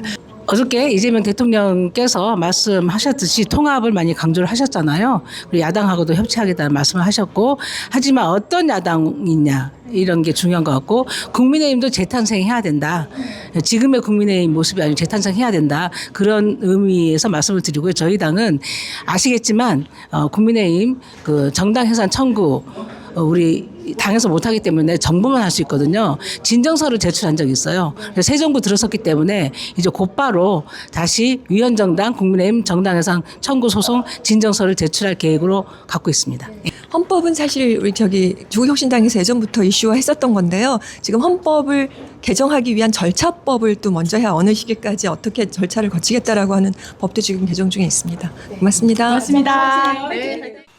국민주권 정부의 출범을 진심으로 축하드리는 걸 먼저 말씀을 드리고요. 무엇보다도 민생 안정을 시급한 과제를 걸고 출범한 새 정부이기 때문에 그 새 정부의 성공이 우리 국민들한테 매우 중요하다 이렇게 판단을 하고. 안녕하세요. 네, 일단은 정권 바뀌고 그동안 이제 내란 과정 겪으면서 의원님도 고생 많으셨는데 소회부터 좀 부탁드릴게요. 일단 지난 3년 동안 우리 국민들이 너무 힘든 과정을 거쳐왔고요. 12.3 내란 이후에는 하루하루 잠을 못 이룰 정도로 심각한 정신적인 어려움까지 겪었습니다. 그리고 민생이 무너지고 민주주의가 무너지고 모든 부분에 대해서 삶의 토대가 무너지고 절망적인 상황을 다시 우리 국민들이 주권자로서 이렇게 세우는 과정에 대해서 다시 한번 감사드리고 이번 대선 결과가 바로 국민들의 승리라는 것을 다시 한번 확인하고 고맙다는 말씀을 드리고 싶습니다. 네, 개인적으로는 이제 민주당이 보수 정당으로서의 입지를 붙이고 네. 민주당 이런 것들이 진보 정당으로서 빨리빨리 약진을 해줘야 된다. 네, 그런 생각을 갖고 있는데요. 그만큼 마음이 어깨가 무겁고 그러실 것 같습니다. 네. 민주당 자체가 이제 보수적인 민주 시민까지도 포괄하는 이제 내란 정국에서 그런 행보를 할 수밖에 없었고 그 지점에서 진보 정치는 민주당 왼쪽에서 한국 사회에 좀 더 바람직한 정치 지형을 만들기 위해서 더 노력을 해야 되는 상황인데요. 그래야 민주주의 양날개가 제대로. 예. 네. 그런데 지금 내란 상황에서는 그런 부분들을 충분히 하기가 어려운 상황이었고 이재명 대통령이 되시고 국민주권 정부가 이렇게 출범한 상황에서는 여당으로서의 민주당과 이재명 대통령이 충실히 국민과 민생을 위해서 앞장서 나가시되 국민의힘을 비롯한 내란 세력의 준동이 여전히 있을 거기 때문에 그때 진보 진영이 잘 연대와 신뢰를 통해서 그것도 막아내고 오히려 좀 더 진보적인 정책, 민생 정책이 우선적으로 집행될 수 있도록 하는데 견인차 역할을 저희가 해야 된다고 생각하고 그게 진보 정치의 또 다른 역할이라고 생각하고 있습니다. 네, 오늘 새 정부가 이제 열리고 첫 기자회견으로 전세 사기 피해자들의 목소리를 대변하셨어요. 지금 어떤 상황인가요? 그러니까 전세 사기 특별법이 만들어지고 이제 그 전에는 워낙 심각한 상황이었기 때문에 만들어졌고 이제 여러 가지 유형에서 구제에 대한 대책이 있었는데 신탁 사기 관련된 부분이 좀 빠져 있거나 사각지대가 되어 있었습니다. 그리고 이제 추가적으로 그 부분이 포함되었는데 가장 큰 문제가 신탁 사기 관련한 분들이 이제 그 전세 관련해서 보증금을 받지 못하는 상황에서도 신탁 사인에서 이것을 강제 집행을 들어가게 되는 상황이 벌어질 수가 있거든요. 어쨌든 거기에서는 돈을 받아내야 되는 입장에서 그런데 이제 그런 문제가 불거지자 이제 LH 국토부와 LH를 통해 가지고 이제 강제 퇴거 명령이 진행되지 않도록 어느 정도 이 부분을 주택을 좀 LH에서 매입하면서 주거 안정을 좀 만들어가는 걸로 이제 좀 정책이 어느 정도 보완돼서 만들어졌는데 실제로 그게 진행이 잘 안 되고 있었습니다. 윤석열 정부 안에서는 좀 눈치만 보고 있고 국가 책임에 대해서 윤석열 정권이 조금 더 미온적으로 대응하는 바람에 그게 진행되지 않았고 그게 계속 늦춰지는 가운데 이번에 대구에서 실제로 신탁사를 통해 가지고 명도 소송이 진행되고 퇴거를 앞둔 이런 절박한 상황까지 내몰린 상황이 이제 발생한 것입니다. 그래서 그 대법원의 소송으로 진행이 되는 게 이제 마지막에 이제 소송 선고가 6월 27일로 바로 조금 있으면 진행될 상황이기 때문에 저희가 급하게 기자회견을 열어서 새로운 정부가 구성되고 민생 문제 중에서 가장 절박한 문제였던 전세 사기 피해자 이 문제의 구제에 관련된 대책을 빠르게 진행을 했으면 좋겠다 이렇게 촉구를 하면서 특히 국토교통부와 LH에서 이걸 담당하고 있기 때문에 이 문제가 발생하지 않도록 퇴거가 정말 길바닥으로 나앉지 않도록 빠르게 이러한 것들을 진행하도록 요청하고 그 관련해서 우리 시민이 좀 어려움을 겪지 않도록 하기 위해서 기자회견을 하게 되었습니다. 네. 아니 피해자로 인정을 받았는데도 지금 이런 일들이 일어나고 있다는 거예요. 그렇죠. 피해자로 인정을 받았는데도 불구하고 신탁 사기하고 연결되어 있기 때문에 그 신탁사에서는 관련이 일부 이게 LH에서 매입을 하지 않으면 그것을 주택을 담보로 가져가야 되는 상황으로 진행이 되고 여기에 세입자들이 내몰리는 이런 악순환이 발생하는 거죠. 그래서 그것을 막기 위한 조치를 했는데 실제로 진행이 안 돼서 여기까지 오게 됩니다. 아유, 너무 안타깝네요. 이게 예. 기본적인 의식주 중에 지금 주거 문제 때문에 이렇게 고통받고 계시다는 게 안타깝고 저희도 더 관심 갖겠습니다. 네. 네, 앞으로도 힘 내주셔야 될 것 같고요. 한창민 의원님께서 이렇게 뭐 전세사기 피해자들도 대변하시고 또 앞으로도 또 계획하고 계시는 또 많은 수많은 일들이 있으실 것 같아요. 네. 앞으로 계획도 지금 저희들이 이제 내란 정국에서 사실 하나하나 현장의 문제나 삶의 그늘이 있는 부분을 세심하게 살펴보지보다는 그런 정말 어려운 상황이었잖아요. 그동안 다른 건 살펴볼 수가 없었습니다. 네. 그런데 이제 국민주권정부 이재명 대통령의 정부 안에서는 이제는 민생을 살피는 부분이 가장 중요하게 진행이 될 것 같고 그때 저희들도 하나하나 더 세심하게 우리 국민들의 삶 속에서 문제가 되고 있거나 가장 어려운 부분에 있는 부분을 문제 해결을 하기 위해서 최선을 다하도록 하겠습니다. 특히 지금 하늘에 올라가 있는 노동자들 그리고 중소상공인들의 절박한 문제 그리고 오히려 복지 시스템이 붕괴되면서 더 어려움을 겪고 있는 다양한 소외계층들 그리고 실제로 어떤 차별과 배제 안에서 어려움을 겪는 많은 분들이 이제 새로운 정부, 새로운 공화국 안에서는 조금 더 존엄하게 존중될 수 있고 삶의 벼랑에서 조금 벗어날 수 있도록 하는데 저희들이 역할을 더 충실히 하도록 하겠습니다. 진보 정당들의 역할이 정말 중요한 것 같습니다. 감사합니다. 네, 고맙습니다. 고맙습니다. 네.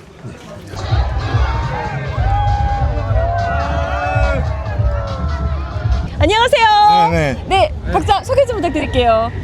김포에서 온 30대. 30대예요? 네. 오, 깜깜해서 그런가 10대인 줄 알았잖아요. 네. 네, 23살 대학생 김준영입니다. 네. 네, 저는 20대 서울에서 온 직장인 유지안입니다. 네. 네, 10대 18살 서울에서 온 김도윤입니다. 10대예요, 진짜? 근데 여기 다 연령대도 다르고 조금 그런데 왜냐면 이 뜨거운 현장에서 만났기 때문이죠, 저희. 네. 오늘 만났어요? 네. 네. 오늘 만나고 친구 된 거예요? 네. 네. 이게 연대의 힘 아니겠습니까? 아, 맞습니다. 네. 새로운 세상이 좀 기대가 되죠, 사실. 새로운 세상. 네. 네. 예전에 정권을 빼앗긴 게 사실 개혁이 좀 미진해서 그렇다고 생각하거든요. 이재명 대통령께서는 성남시장 경기도지사 때부터 한 번 내뱉은 말은 반드시 지키는 주의거든요. 그분이 공약 이행률도 95점 몇 프로로 알고 있거든요. 지역별로 공약한 데 있지 않습니까? 그것도 사실 보면은 지역별 공약이 국회의원들하고 기초의원들한테 조별과제 쉽게 말해서 내준 거라 생각하거든요. 네. 그 공약들을 지키기 위해서는 일반 시민들이 국회의원들하고 기초의원들을 잘 감시해야 된다고 생각하거든요. 네, 지지하시는 분들이 굉장히 이게 어깨를 무겁게 만들고 있어요. 네, 어떤 공약 이것만큼은 꼭 해줬으면 좋겠다. 앞으로 어떤 걸 바라실까요? 노동 개혁이죠, 사실. 노동, 네. 예를 들어서 최저임금 위반이라든지 포괄임금제 그거부터 개혁을 해야 된다고 생각하거든요. 네. 5인 미만 사업장들도 사실 거기 계시는 근로자분들도 사각지대에 계시거든요. 네, 투표권도 보장이 못 받고 그 사람들은 잘 살 수 있게끔 일용직 노동자들이나 다 같이 대동세상 그게 일원이라 생각합니다. 저는 검찰개혁 관련해서 정말 이재명 후보가 꼭 지켜주셨으면 하는 게 쿠데타를 일으킨 세력이자 이 정권을 차지한 사람들에게 한번 권력이 무엇인지 진짜 민주적 권력을 받은 이 정당성이 부여된 국민의힘이 무엇인지 보여줘야 된다고 생각합니다. 그래서 기소권 분리를 해서 기소청과 중대범죄수사청으로 검찰을 나눠가지고 김영삼 대통령이 하나회를 개혁한 것처럼 이 이런 사정기관도 반드시 개혁해야 된다고 생각합니다. 왜냐하면 권력은 고여있으면 썩기 마련이니까. 정치 검찰부터 네. 빨리 개혁했으면 좋겠다 이런 네. 바람이신 것 같고 저도 이제 검찰 개혁에 더불어서 사실은 저희가 오랫동안 친일파 척결이 잘 안 되고 있었잖아요. 왜냐면 그런 기득권들이 사실은 오랜 역사 동안 그런 친일파들이 계속 뒤에서 숨어서 자기네들끼리만 세상을 다 이렇게 평정하고 있었고, 근데 저희는 그런 이제 것들이 더 이상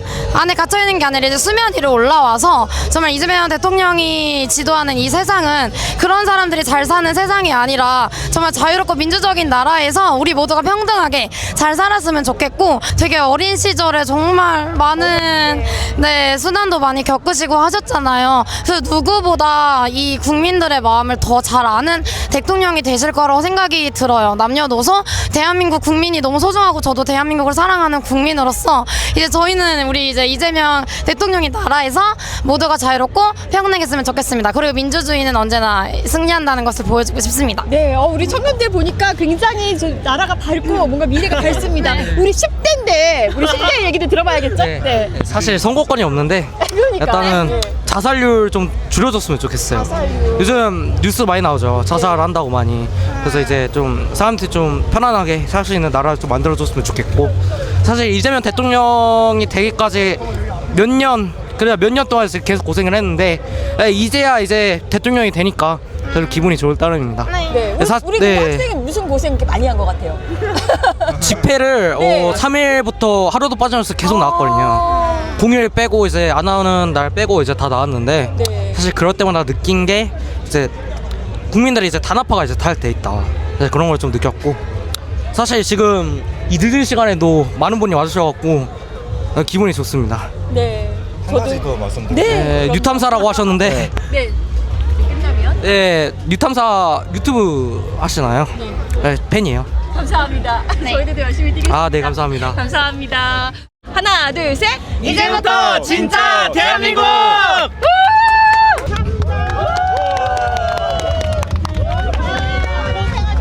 안녕하세요. 저희 뉴탐사인데요. 뉴탐사?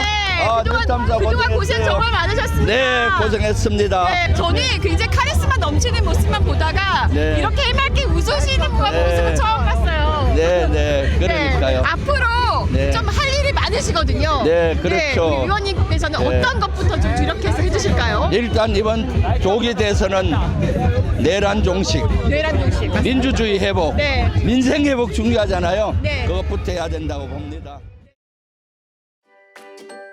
안녕하세요. 안녕하세요. 몇 학년이에요? 6학년이에요. 오늘은 국회에 무슨 일로 왔어요?